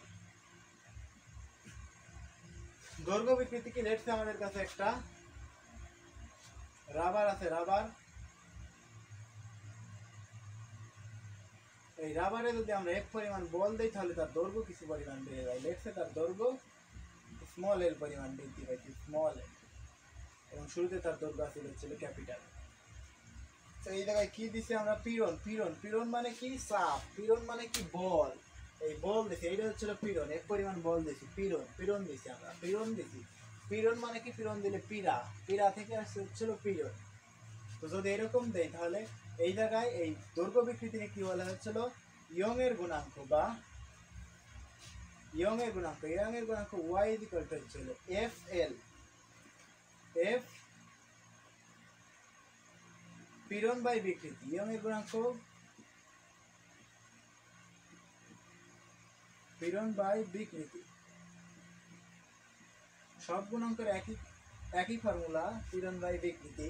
তো দেখো তো ভাই ইয়ং এর গুণাঙ্ক বা ইয়ং মডুলাস, তো এই জায়গায় এই যে আমরা কিন্তু পাইছিলাম যে k is equal to constant, constant is equal to হচ্ছিল পীড়ন বাই বিকৃতি, পাইছিলাম না যে কনস্ট্যান্ট ইজ ইকুয়াল টু পীড়ন বাই বিকৃতি, এই সেই কনস্ট্যান্ট ইয়ং এর গুণাঙ্ক। এই জায়গায় হচ্ছিল দৈর্ঘ্য বিকৃতিতে প্রকাশ করছিল হচ্ছিল ইয়ং, তাই এই জায়গায় সেই তার গুণাঙ্ক হচ্ছে ওয়াই, ওয়াই হচ্ছিল ইয়ং এর গুণাঙ্ক বা দৈর্ঘ্য স্থিতিস্থাপক গুণাঙ্ক বা ইয়ং মডুলাস। তো ইয়ং মডুলাস হচ্ছিল পীড়ন বাই বিকৃতি। ভাই আমরা পীড়ন কি পাইছিলাম একটু আগেই কিন্তু আমরা শিখছিলাম, পীড়ন ইজ ইকুয়াল টু হচ্ছিল ফোর্স বাই এরিয়া, অনেকটা চাপের সমান, ফোর্স বাই এরিয়া। আর বিকৃতি আমরা কত পাইছিলাম, এল বাই এল, আর এটা ছিল ইয়ং এর গুণাঙ্ক ওয়াই। তাহলে এটা যদি আমরা ফাইনাল লাইন পর্যন্ত ক্যালকুলেশন করি তাহলে এল কে উপরে উঠাই দেওয়া, এ কে নিচে নামাই দেওয়া, একবারে ডিরেক্ট আনসার। তাহলে এফ এল ডিভাইডেড বাই এ এল। ভাইয়া ক্যালকুলেশন কীভাবে করে এগিয়ে যেতে হয় ভাইয়া দেখছো তো, আমরা কিন্তু স্মার্ট স্টুডেন্ট, আমরা কিন্তু ওই বারবার লসাগু এটা আর একবার চেঞ্জ করবো। ভাই আপনি হলে কি করতেন, এই জায়গায় এফ বাই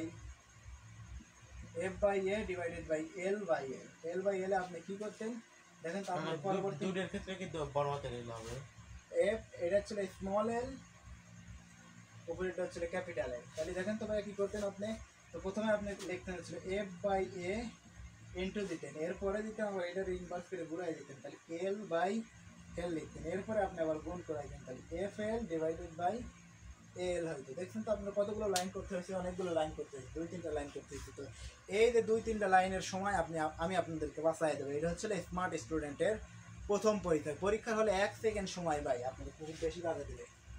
তাহলে এফ বাই এ ইন্টু হচ্ছিল এল বাই এল, তাহলে এটারে আমরা একদম শেষ পর্যন্ত দেখতে হবে, F L divided by A or F by A L small এল।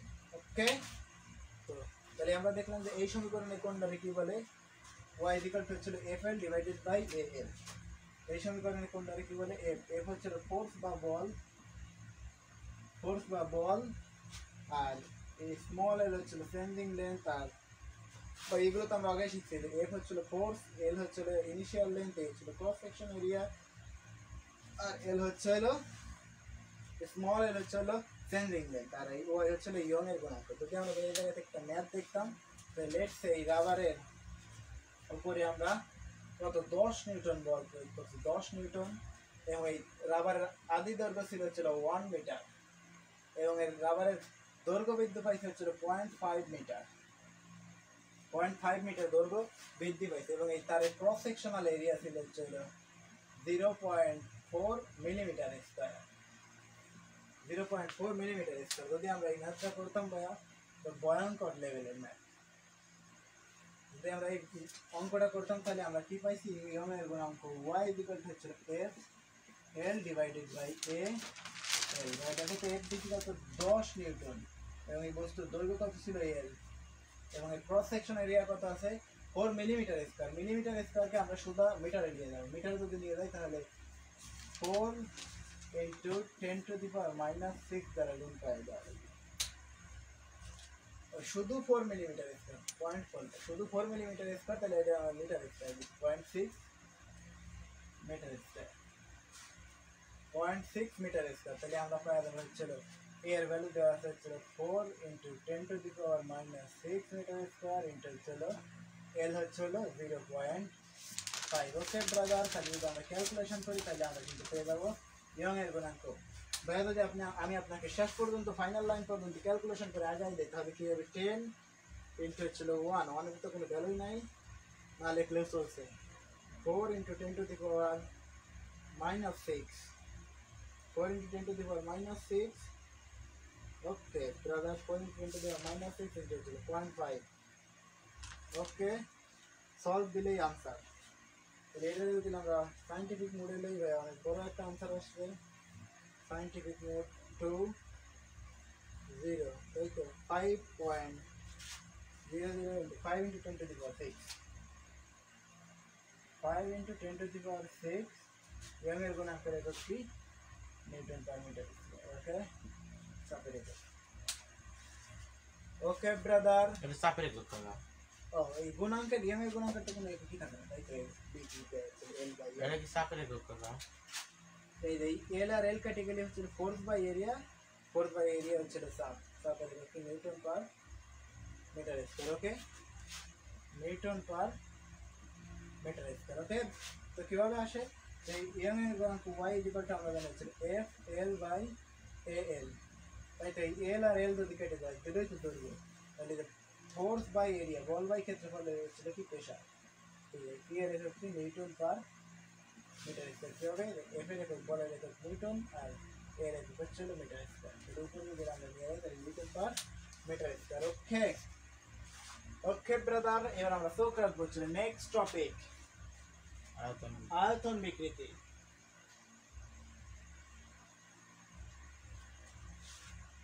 ওকে, আয়তন বিকৃতি কি, লেটস আমাদের কাছে যদি একটা গ্যাস বেলুন থাকে, গ্যাস বেলুন,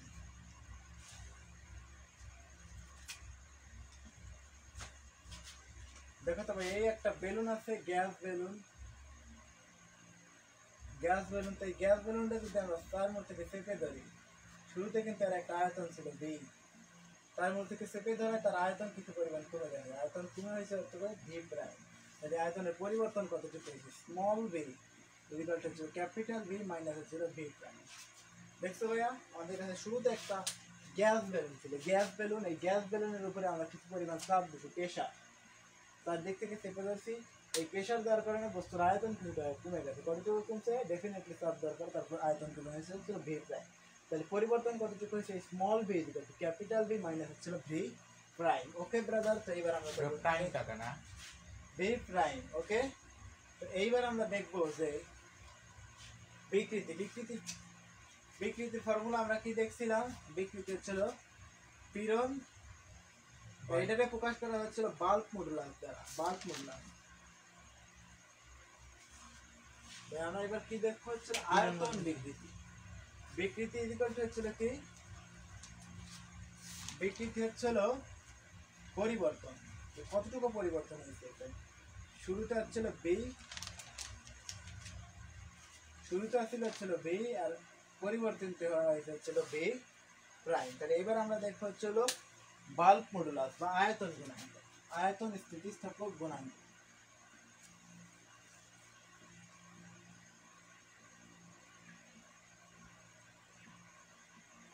আয়তন স্থিতিস্থাপক গুণাঙ্ক প্রকাশ করা হয়েছিল বাল্ক মডুলাস দ্বারা। বি ইকুয়াল টু হচ্ছিল গুণাঙ্কের একটি গুণাঙ্ক, যে কোনো গুণাঙ্ক হচ্ছিল পীড়ন বাই বিকৃতি, তাই তো। তাহলে আয়তন গুণাঙ্ক, আয়তন গুণাঙ্ক ইকুয়াল হচ্ছিল পীড়ন বাই বিকৃতি। যদি পীড়ন বাই বিকৃতি হয় তাহলে তো পীড়ন কি, পীড়ন মানে হচ্ছিল চাপ, পীড়ন হচ্ছিল force by area divided by বিকৃতি, পরিবর্তিত হয়েছে কত, এই ভি মাইনাস ভি প্রাইম, তাই তো। এই স্মল ভি হয়েছে পরিবর্তিত হয়, স্মল ভি। দেখো তো ভাইয়া, বিকৃতি ইকুয়াল টু আসলে বিকৃতি ইকুয়াল টু আসলে বিকৃতি, বিকৃতি ইকুয়াল টু আসলে ছিল পরিবর্তন বাই আদি, পরিবর্তন হয়েছে কত, স্মল ভি, জায়গার সংকুলান। তো স্মল ভি ইকুয়াল টু হচ্ছিল ভি মাইনাস হচ্ছিল ভি প্রাইম, পরিবর্তিত হয়েছে হয়ে গেছে তো স্মল ভি, আর শুরুতে কত ছিল ক্যাপিটাল ভি। বিকৃতি ইকুয়াল টু ছিল পরিবর্তন বাই আগে পরিবর্তন হয়েছিল স্মল বি আর আগে আসবে হচ্ছিল ক্যাপিটাল বি। তাহলে এই বিকৃতির পরিবর্তে আমরা দেখি তো small B divided by capital B. ভাই দেখো তো এই জায়গায় কি আমরা এই বেলুনের উপরে কি বল দিলে কাজ করে না, বেলুনের উপরে চাপ দিতে হয়। তাহলে এই ফোর্স বাই এরিয়া, দেখো তো কি হয়, ফোর্স বল বাই ক্ষেত্রফল, বল বাই ক্ষেত্রফলের পরিবর্তে আমরা কি লিখতে পারি P, pressure, pressure P equal to হচ্ছে বল বাই এরিয়া। তাহলে তুমি বল বাই এরিয়ার ফোর্স বাই এরিয়ার পরিবর্তে তুমি পি লিখতে পারো না, P divided by small B divided by capital B. Capital B কি উপরে গুণ করা যায়, sorry PB divided by small B. এটা হচ্ছিল আয়তন গুণাঙ্ক বিটা ইকুয়াল টু হচ্ছিল PB divided by small B. এই সমীকরণে কোনটাকে কি বলে, স্মল বি। ক্যাপিটাল বি হচ্ছে হলো আদি আয়তন বা ইনিশিয়াল ভলিউম, স্মল বি হচ্ছে হলো ফাইনাল ভলিউম বা সেন্ডিং ভলিউম, আর পি হচ্ছে প্রেশার বা তাপ, আর বি হচ্ছে হলো বাল্ক মূল্য বা আয়তন গুণাঙ্ক। তাই লেখার তো সময় নাই, এবার আমরা এগিয়ে যাবো। ক্যাপিটাল বি দ্বারা কি বুঝলি? ক্যাপিটাল বি হচ্ছিল আদি আয়তন, শুরুতের আয়তন কত ছিল, আর এই স্মল বি হচ্ছিল ওই চাপ দেওয়ার পরে আয়তন কমে কতটুকু হয়েছে। এই যে বি মাইনাস হচ্ছিল বি প্রাইম, এই হচ্ছিল পরিবর্তিত আয়তন। আর পরিবর্তিত আয়তন আর বিকৃতি ইকুয়াল টু ছিল পরিবর্তন বাই আদি। আগে যা ছিল, যতটুকু পরিবর্তন হয়েছে আর আগে যা ছিল, পরিবর্তিত হওয়া হয়েছে হচ্ছিল স্মল বি আর আগে ছিল হচ্ছিল ক্যাপিটাল বি। যদি আগে ক্যাপিটাল বি থাকে তাহলে আয়তন গুণাঙ্ক আমরা লিখতে পারি বিটা, বিটা ইকুয়াল টু হচ্ছে হলো পীড়ন বাই বিকৃতি। পীড়ন কতটুকু হয়েছিল, ফোর্স বাই এরিয়া, আর আয়তনের পরিবর্তন কতটুকু হয়েছিল small B divided by capital B. তো এই ফোর্স বাই এরিয়ার পরিবর্তন আমরা কি লিখতে পারি, গ্যাস বেলুনের উপরে আমরা সাব দিয়ে পি লিখতে পারি, আর এই P equal to small B divided by capital B. তাহলে বিকে যদি আমরা উপরে গুণ করে দিই তাহলে PB divided by small B. তো এই সমীকরণে কোনটাকে কি বলে, বি হচ্ছিল এই বি হচ্ছিল বিটা বা বাল্ক মডুলাস, বি হচ্ছিল প্রেশার বা চাপ, এই স্মল ক্যাপিটাল বি হচ্ছিল আদি আয়তন, আর বি হচ্ছিল এই বি হচ্ছিল পরিবর্তিত আয়তন। লেটস সে এই জায়গা থেকে যদি আমরা ম্যাথ করতাম যে লেটস সে এই বস্তুর শুরুতে আয়তন ছিল হচ্ছে কত, 10 মিটার দিয়ে 10 মিটার দিয়ে 10 মিটার দিয়ে ছিল শুরুতে আয়তন, এবং আয়তনের পরিবর্তন হইতে কতটুকু, পরিবর্তিত চাপ দেওয়ার পরের আয়তন হয়েছে হচ্ছে হলো লেটস সে 5 মিটার দিয়ে, মানে আয়তন কিছুটা কমে গেছে। তাহলে আয়তন কতটুকু কমছে, এই যে V small B equal to হচ্ছে হলো 10 মাইনাস 5 মানে হচ্ছে 5, স্মল বি 5 আমরা পেয়ে যেতাম। আর আমরা এরপর কি পরিমাণ প্রেশার দিচ্ছি, পি ইকুয়াল টু মনে করো 8 newton, 8 newton per metre square, 8 newton per metre square pressure দিচ্ছি আমরা বেলুনের উপর। তাহলে আমি সব কিছু দেওয়া আছে, তাহলে আমরা এই সমীকরণে বসাই এবং আয়তন পরিবর্তিত হয়েছে এগুলো পাই। তাহলে 80কে যদি আমরা ভাগ করে 5 দিয়ে 5 ভীষণ 80, তাই তো 20 নিউটন পার মিটার স্কয়ার। ওকে, এই ছিল beta, beta equal two 8/a theta. কত হচ্ছে বি দিছে হচ্ছে আমরা আয়তন ছিল আদি আয়তন ছিল 10 মিটার দিয়ে, আর আয়তন পরিবর্তন হয়েছে হচ্ছে 5, তাহলে beta equal to 20 newton per metre square. Okay brother, তাহলে আমরা এবার এগিয়ে যাবো হচ্ছে নেক্সট টপিক, সেটা হচ্ছে পয়সনের অনুপাত। পয়সনের অনুপাত, পয়সনের অনুপাত কি, বা এখান থেকে আপনার বেশি কিছু জানতে লাগবে না, শুধু সূত্র জানে রাখলেই চলছে। পয়সনের অনুপাত থেকে তো অঙ্ক আসার সম্ভাবনা একেবারে নাই বললেই চলে। পয়সনের অনুপাত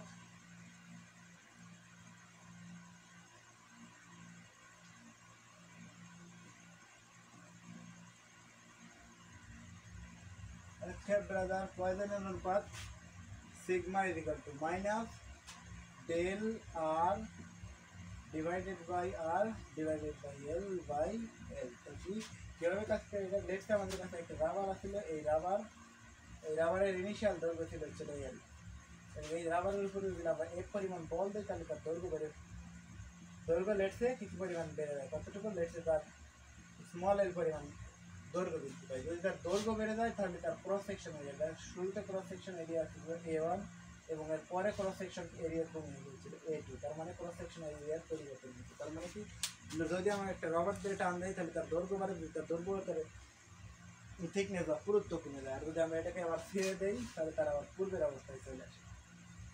এই যে তারা আবার পোস্ট বেড়ে যায়, পোস্ট বেড়ে যায়, তো ডেফিনেটলি একটা একটা বিপরীত কাজ করে। তাই এই জায়গায় একটা মাইনাস থাকে। তাই সিগমা কি, সিগমা ছিল পয়জনের অনুপাত, পয়জনের অনুপাত এই ডে আর কি ডেল আর, ডেল আর হচ্ছিল পরিবর্তিত রেডিয়াস, সেন্ডিং রেডিয়াস, আর এই স্মল এল, স্মল এল হচ্ছে সেন্ডিং লেন্থ, আর এই ক্যাপিটাল এল হচ্ছে, ক্যাপিটাল এল হচ্ছে হলো ইনিশিয়াল লেন্থ বা আদি দৈর্ঘ্য। তো ব্রাদার এইবার আমরা চোখ রাখবো এই জায়গা থেকে একটা একটা দুটো সিকিউ করা যায় তোমারে। তো ভাই আরো বেশ কিছু টপিক আমরা পড়তে পারতাম এই জায়গা থেকে, যে লেটস সে প্রেসার থেকে, তরলের উপরে প্রেসার আর হচ্ছে হলো একটা সারফেস হাইড্রোলিক প্রেসার। তো হাইড্রোলিক প্রেসার কি, লেটস সে আমাদের কাছে একটা সারফেস থেকে এরকম, যে এই একটা পিস্টন এবং এই জায়গায় আমাদের কাছে আরো একটা পিস্টন থাকবে এইরকম। এটা ছিল প্রথম পিস্টন,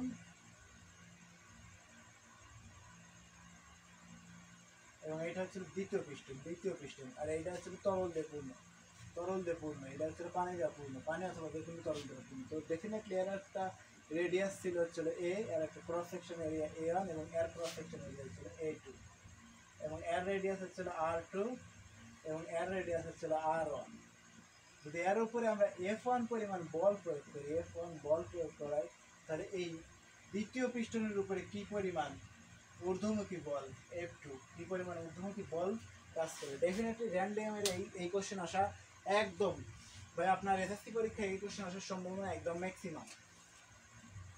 তো কিভাবে কাজ করে এটা দেখো তো ভাইয়া, প্যাসকেলের সূত্র থেকে আমরা কি জানি, প্যাসকেলস ল, প্যাসকেলের সূত্র থেকে আমরা জানি যে প্যাসকেলের সূত্র P is equal to হচ্ছে কনস্ট্যান্ট,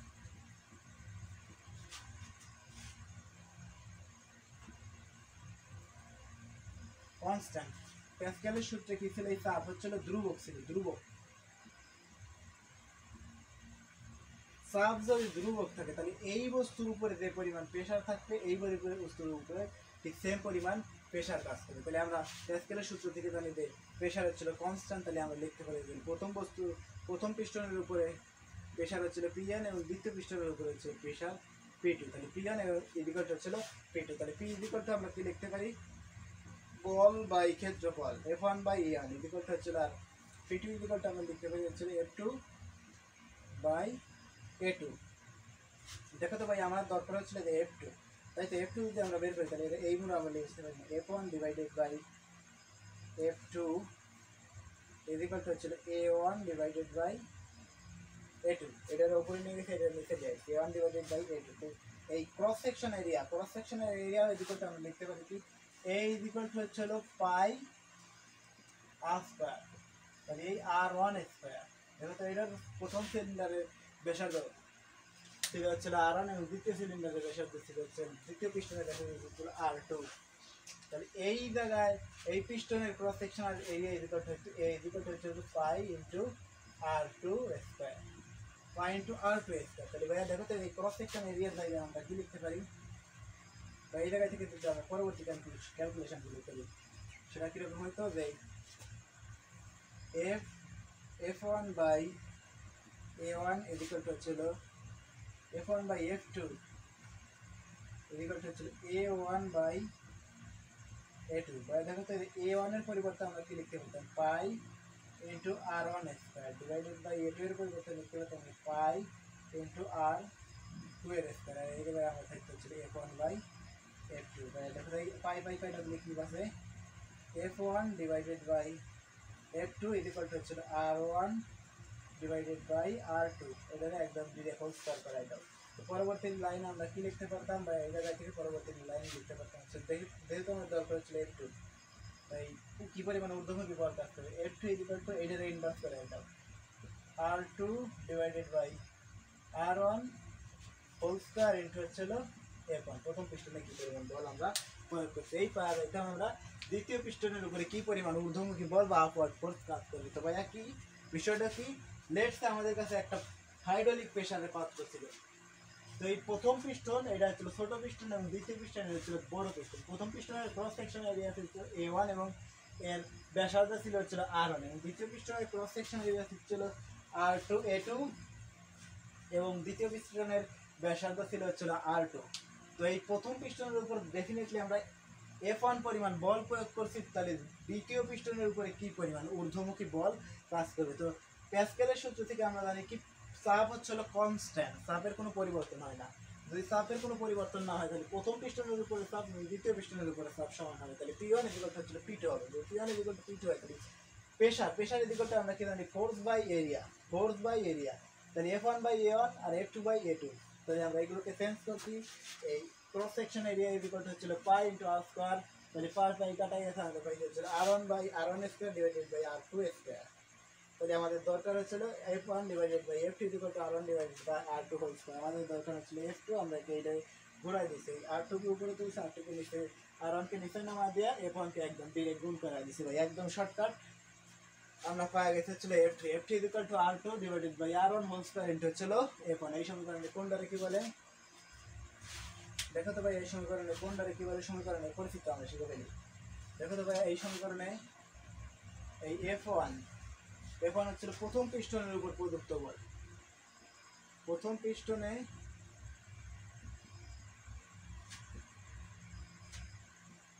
প্রযুক্ত বল। F2 হচ্ছিল দ্বিতীয় পিস্টনে প্রযুক্ত বল, ওকে। আর কি দেওয়া আছে, আর হচ্ছে হলো R1 হচ্ছিল প্রথম পিস্টনের ব্যাসার্ধ, আর R1 হচ্ছে R2 হচ্ছে দ্বিতীয় পিস্টনের ব্যাসার্ধ, ভাই লেখা। এখন আমরা খারাপ মারাপ দেখা না লিখি, কারণ আমরা আপনাদের কাছে আগামীকাল পরীক্ষা। তো এই গেল আমাদের সব কিছু। তো ভাই আমরা যদি চাপ বের করতে চাই, F2 বের করতে চাই, তাহলে F2 হচ্ছিল R1 divided by R2 into হচ্ছিল F1। এই গেল হচ্ছিল আমাদের প্রেশার নির্ণয়ের সূত্র। ওকে ব্রাদার, সব কিছু আমরা শিখে ফেলছি। প্রেশার নির্ণয়ের সূত্র, হ্যাঁ, এই হাইড্রোলিক প্রেশার, এই হাইড্রোলিক বস্তুর উপরে কি পরিমাণ আপওয়ার্ড ফোর্স কাজ করবে ভাইয়া। ওকে, সবকিছু আমরা শিখছি। এবার দেখবো ছিল কোনো বস্তুকে যদি তরলে নিমজ্জিত করি আমরা, তরলে, তো এখান থেকে যদি আমরা একটা ম্যাথ দেখতাম, ডেফিনেটলি প্রথম বস্তুর ব্যাসার্ধ ছিল 0.5 মিটার, 0.5 মিটার, এবং দ্বিতীয় বস্তুর ব্যাসার্ধ ছিল 1 মিটার, আর এদিকে ছিল 1 মিটার। আর এদিকে যদি 1 মিটার হয়, তাহলে প্রথম পিস্টনের উপরে ডেফিনেটলি আমরা মনে হবে কত 100 নিউটন ফোর্স প্রয়োগ করছে, 100 নিউটন। F1 100 নিউটন, তাহলে F2 দ্বিতীয় পিস্টনের উপরে কি পরিমাণ ঊর্ধ্বমুখী বল অনুভূত হইতো, তাহলে F2 আমরা কত পেয়েছি, F2 হচ্ছিল R2 divided by R1 whole square into হচ্ছিল F1। তাই দেখো তো এই R2 আমরা কত পাইছি, R2 হচ্ছিল 1 metre, 1 divided by 0.5 whole square into হচ্ছিল 100। তাই তো, যদি আমরা শেষ পর্যন্ত ক্যালকুলেশন করি, দেখো তো ব্রাদার, 1 ভাগ হচ্ছিল 0.5 হোল স্কয়ার, ওকে, তার সাথে গুণ হবে হচ্ছিল 100। ভাইয়া আমরা কিন্তু সাইন্টিফিক মোডে রাখছিলাম, এই আমরা নর্মাল মোডে চলে গেল, তখন 400 নিউটন। প্রথম পিস্টনে যদি আমরা 100 নিউটন বল প্রয়োগ করি, তাহলে দ্বিতীয় পিস্টনে আমরা পেয়ে যাবো হচ্ছিল 400 নিউটন বল। ভাই এই কনসেপ্টকে কাজে লাগাই আমরা বিভিন্ন ধরনের জিনিস তৈরি করি। ভাই আপনি দেখুন হুন্ডা চালান, বাইক, সাইকেল বা বাইক রেসিং করেন, তো বাইকে দেখবেন যে একটা হাইড্রোলিক ব্রেক দেওয়া থাকে সামনে এবং পিছনে। আপনি হাইড্রোলিকে চাপ দেওয়া মাত্র ক্যাক করে ঠেকে দেয়। কি কারণে ঠেকে দেয়, যে আমরা জানি যে হাইড্রোলিক কোনো প্রেশারের উপর প্রথম পিস্টনে যদি আমরা কিছু পরিমাণ বল প্রয়োগ করে, তাহলে দ্বিতীয় পিস্টনের উপরে ওই বস্তু অনেক বেশি বল প্রয়োগ করে, তার মানে বল অনেক গুণ, কয়েক গুণ বেড়ে যায়। দেখেছো ভাইয়া, আমরা এখানে 100 নিউটন বল প্রয়োগ করছি, এতে করে বস্তুটি 400 নিউটন বল মানে 4 গুণ বৃদ্ধি পেয়ে গেছে। তার মানে আপনি যদি কোনো একটা বস্তুকে F1 বল প্রয়োগ করেন, তাহলে ডেফিনেটলি কোনো ওই দ্বিতীয় পিস্টনের উপরে দেওয়া হচ্ছে হলো 4F2 F1 এর সম পরিমাণ বল আপনি পেয়ে যাবেন। এটা হচ্ছে বল বৃদ্ধিকরণের নীতি। ভাই এইগুলো দিয়ে আমরা বিভিন্ন ধরনের কাজ করি। ফিজিক্স আপনার কেন লাইফের দরকার, এইগুলোতে দেখবেন আপনি বিভিন্ন জায়গায় ট্রাকে মাটি যখন নিয়ে এসে তখন হাইড্রোলিক দিয়ে ট্রাকগুলোকে উল্টায় দেওয়া হয়। তো হাইড্রোলিক দিয়ে সব কিছু করা হয়। এই হাইড্রোলিকের এই সেই কনসেপ্ট কীভাবে কাজে লাগায়। নেক্সট টপিক ভাইয়া, আমরা এবার দেখবো হচ্ছিল কিছু ম্যাথ। কিছু ম্যাথ করবো এই অধ্যায় থেকে ব্রাদার। তো ঘুম কিন্তু আসা একদমই যাবে না। কেন ঘুম আসা যাবে না দেখাতে ভাইয়া? কেন ঘুম আসা যাবে না? ঘুম আসা যাবে না এই কারণে যে আপনার চোখে যে স্বপ্ন দেখে, আপনার সেই মায়ের কথাটা যদি আপনি একবার চিন্তা করতেন, যে মা যদি আপনার 10টা টাকা চান, মা আমার 10টা টাকা লাগবে, সে তার সর্বোচ্চটা দিতে প্রস্তুত। ওই 10টা টাকা তার কাছে আর একটা টাকাও নাই, মাত্র ওই 10টা টাকার কাছে সেই পরিমাণ অর্থ আপনাকে দিয়ে দিতে প্রস্তুত। অন্তত সেই মায়ের স্বপ্নটা পূরণ করতে হলেও আপনাকে শেষ পর্যন্ত লড়ে দিতে হবে। আমি জানি আপনি রিয়েল ফাইটার, অবশ্যই আপনি শেষ পর্যন্ত লড়ে যাবেন। ওকে ব্রাদার, তো নেক্সট টপিক আমরা কি একটা অঙ্ক করবো, তাই তো? একটা অঙ্ক করব, এই অঙ্কটাই ময়মনসিংহ বোর্ড 2024। তো লেটস সে ময়মনসিংহ বোর্ড।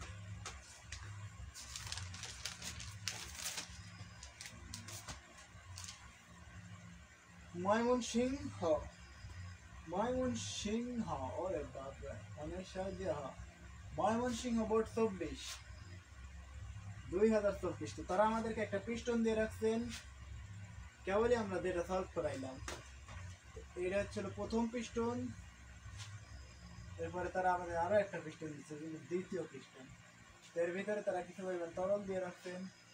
তো এই দ্বিতীয় পিস্টনের ব্যাসার্ধ, R2 তারা দিয়ে রাখছেন। R2 দিয়ে রাখছেন কত? 1.25 মিটার, 1.25 মিটার।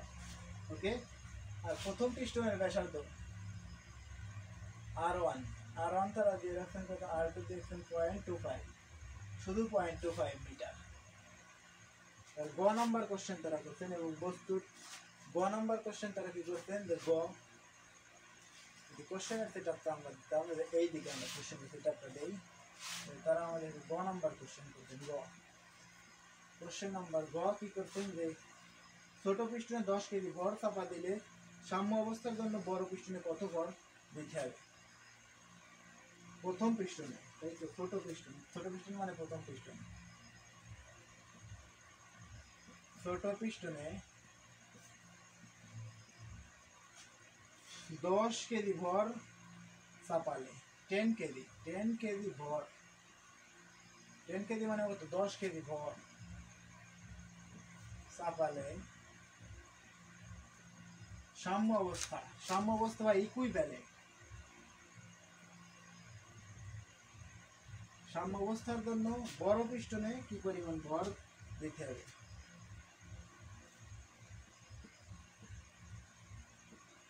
বড় পিস্টনে কি পরিমাণ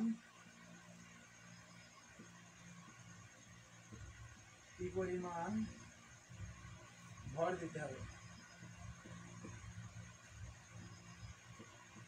ওকে ব্রাদার, খ নম্বর কোশ্চেন করছে তারা, যে পিস্টনের সরণের অনুপাত, পিস্টনের সরণের অনুপাত,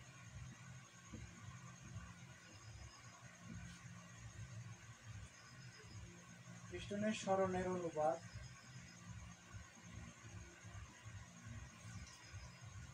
25.25:1 হবে কিনা গাণিতিক বিশ্লেষণ, 25:1 হবে কিনা গাণিতিক বিশ্লেষণ করে, গাণিতিক বিশ্লেষণ করে। তো আমরা দেখবো প্রথম পিস্টনের উপরে 25 কেজি বল, লেটস সে এটা একটা বস্তু ছিল, এটা ছোট একটা সেটআপ দিই আমরা। এই বস্তুর উপরে তার 10 কেজি, এই পিস্টনের উপরে 10 কেজি ভর চাপাই দিয়েছে, 10 কেজি। তো ডেফিনেটলি এই বড় পিস্টন যে ছিল, এই বড় পিস্টন ব্যালেন্স করার জন্য এই বড় পিস্টনের উপরে কি পরিমাণ ভর চাপাইতে হবে? এই M2, এই M2 কত? প্রথম পিস্টনের বস্তুর উপরে এমন পরিমাণ ভর চাপাইছে, তাহলে দ্বিতীয় পিস্টনের উপরে M2 কি পরিমাণ ভর চাপাইতে হবে?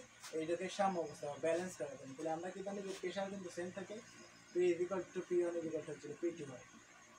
তাহলে এর শেষ পর্যন্ত আমরা দেখতাম হচ্ছে হলো, শেষ পর্যন্ত আমরা কত পাইছিলাম, যে F1 divided by F2 হচ্ছে A1 divided by A2, A1 divided by A2। আর এই A1 A2 এর পরিবর্তে আমরা লিখতে পারতাম হচ্ছে R1 by R2 whole square, তাই তো একদম সরাসরি হোল স্কয়ার। তো আমরা এই F1 এবং F2 কে ভাঙবো। F হচ্ছে কত? MA MG, M1 M2 into G2 G1, তাই তো MG, G তো কোনো পরিবর্তন নেই, G কাটা দাও, তারপর R1 by R2 whole square. দেখো তো ভাইয়া, যদি আমরা এই M2 বের করতে চাই, এই M2 কে যদি আমরা বের করতে চাই, পরবর্তী ক্যালকুলেশন আমরা এই জায়গায় করবো। M2 যদি আমরা বের করতে চাই, তার মানে M2 ইজ ইকুয়াল টু হচ্ছে এই R কে ইনভার্স করে দাও, R2 divided by R1 whole square into হচ্ছে M1। তাই দেখো তো সব কিছু দেওয়া আছে কোশ্চেনে। আর R2 কত, 1.5 divided by 0.25, 1.25 divided by 0.5 whole square into 10 KG. তাই তো ব্রাদার, তাই তো শেষ পর্যন্ত আমরা পেয়ে যাবো।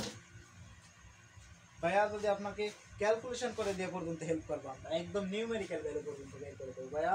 তাহলে 1.25 ভাগ হচ্ছে হলো 0.25 হোল স্কয়ার ইনটু হচ্ছে হলো 10, ওকে 250,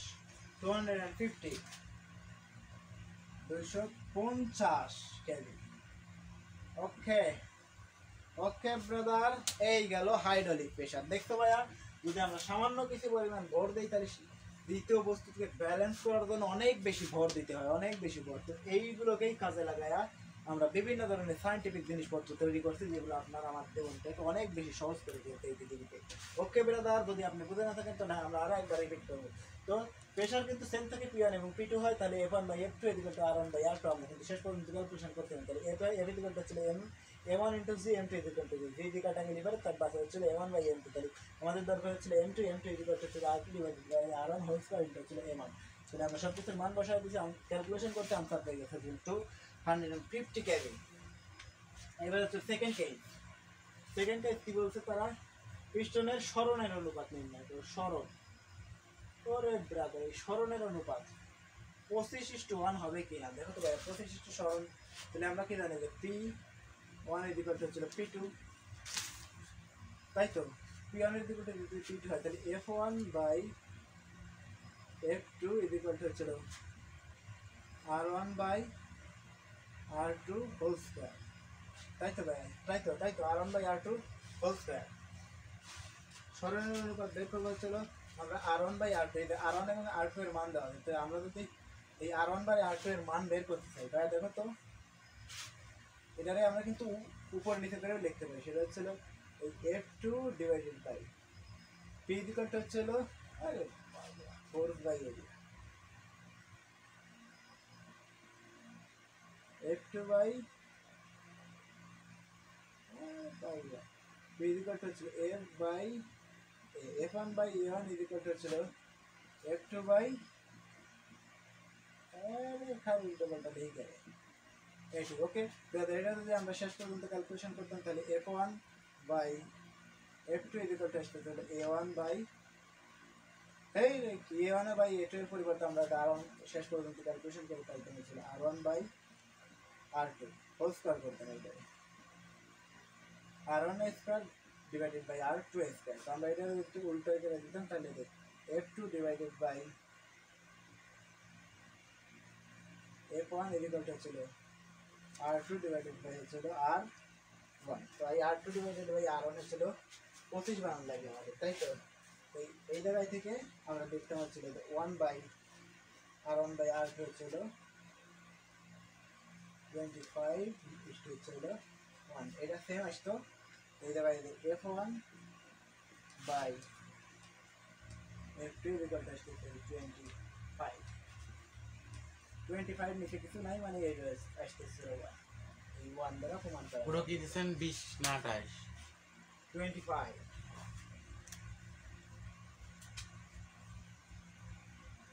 25:1। এটা একদম সিম্পল অঙ্ক। এটা দিয়ে প্যারা লেওয়া কিছু নাই,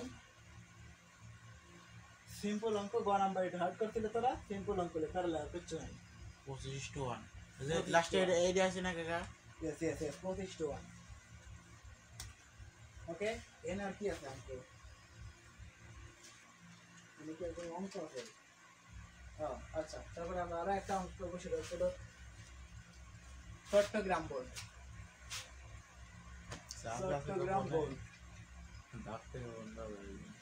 চট্টগ্রাম বোর্ড এটা কত সাল? 22 সালে আসছে, 22 সাল 2022। ওই স্মার্ট একটা অঙ্ক আসছে, দেখতে আমাদের কাছে একটু সোনার বার আছে, তাই তো 10 কেজি এবিসি সব কিছু দেওয়া আছে।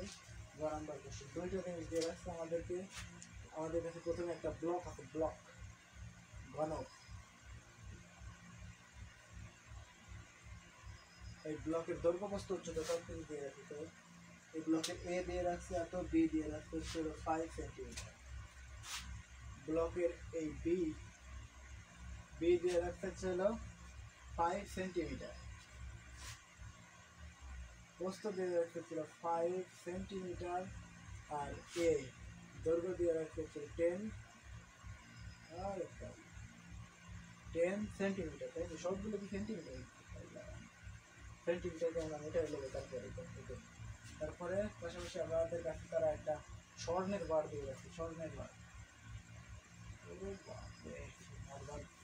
পাইলে তো জীবনে কাবার স্বর্ণের বার আশা দিতে এসছে। সোনার বাতাসের গুণ আছে 10 গ্রাম, পানিতে গুণ আছে হচ্ছে 9.48 গ্রাম। সোনার ঘনত্ব আছে এত। এই সোনার বাতাসে ওজন, বাতাসে ওজন লেটে, বাতাসে ওজন ধরতে হচ্ছে W1 দেওয়া আছে কত 10 গ্রাম, 10 গ্রাম। এবং পানিতে ওজন,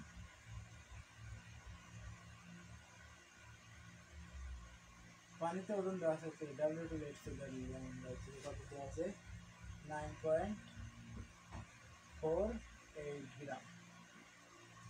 আর এইবার তারা বলছে যে সোনার অরিজিনাল ঘনত্ব, সোনার অরিজিনাল রোড ইকুয়াল হচ্ছে 19,300, 19,300। এটা কে না জানে?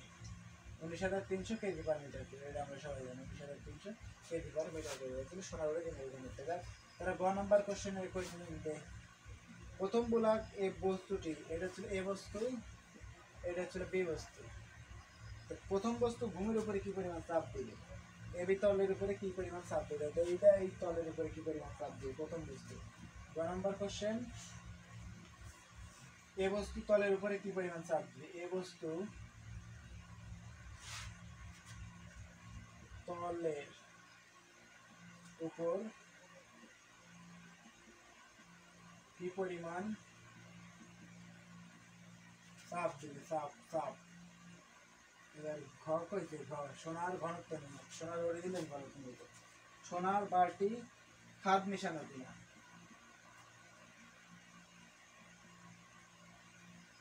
সোনার বারটি খাদ বেদাল মেশানো কিনা, আকার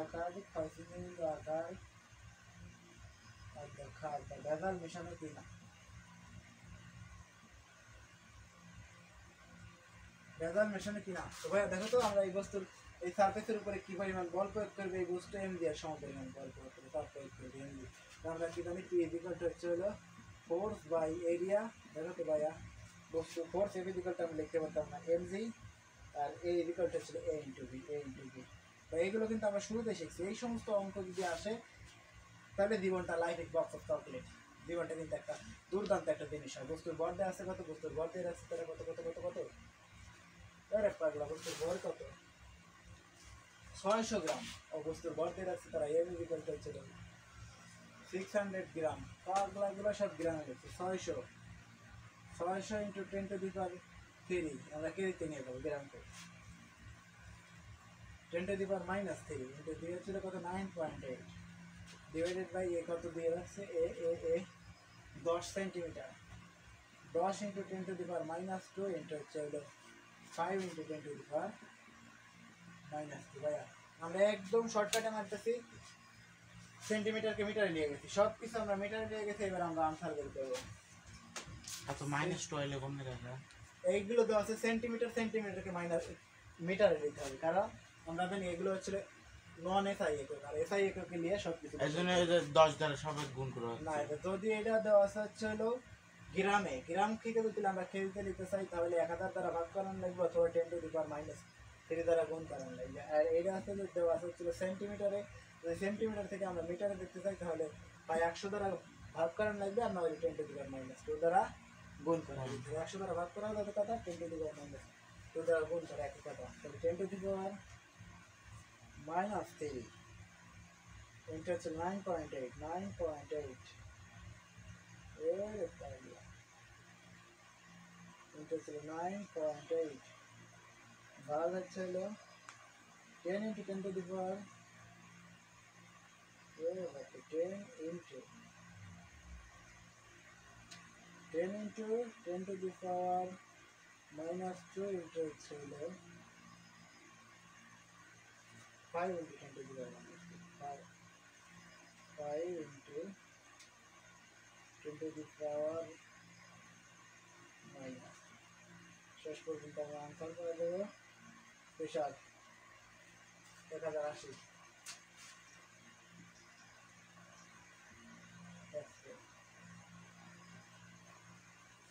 80 পিএ পিএতে প্যাসকেল অথবা তুমি এটা দিতে পারো newton per metre square ATM দিতে পারো প্যাসকেলে দিতে পারো তোমার যা খুশি তাই নিতে পারো এটিএম এ নিতে পারো ইউনিট কনভার্সেশন করে তুমি যেটা খুশি তাই খুশি সেটা দিতে পারো নিউটন পার মিটার স্কয়ার আর প্যাসকেল দুটো এসআই ইউনিট আমরা যদি এটিএম এ দিতাম এটিএম বার ওগুলো আমরা দিতে পারতাম কিলো প্যাসকেল 101.3 দিতাম তো এই গেল আমাদের প্রথম অধ্যায় এবার আমরা শিখবো হচ্ছিল দ্বিতীয় আরো একটা অধ্যায় শুরু করবো সেটা হচ্ছিল চলতরিৎ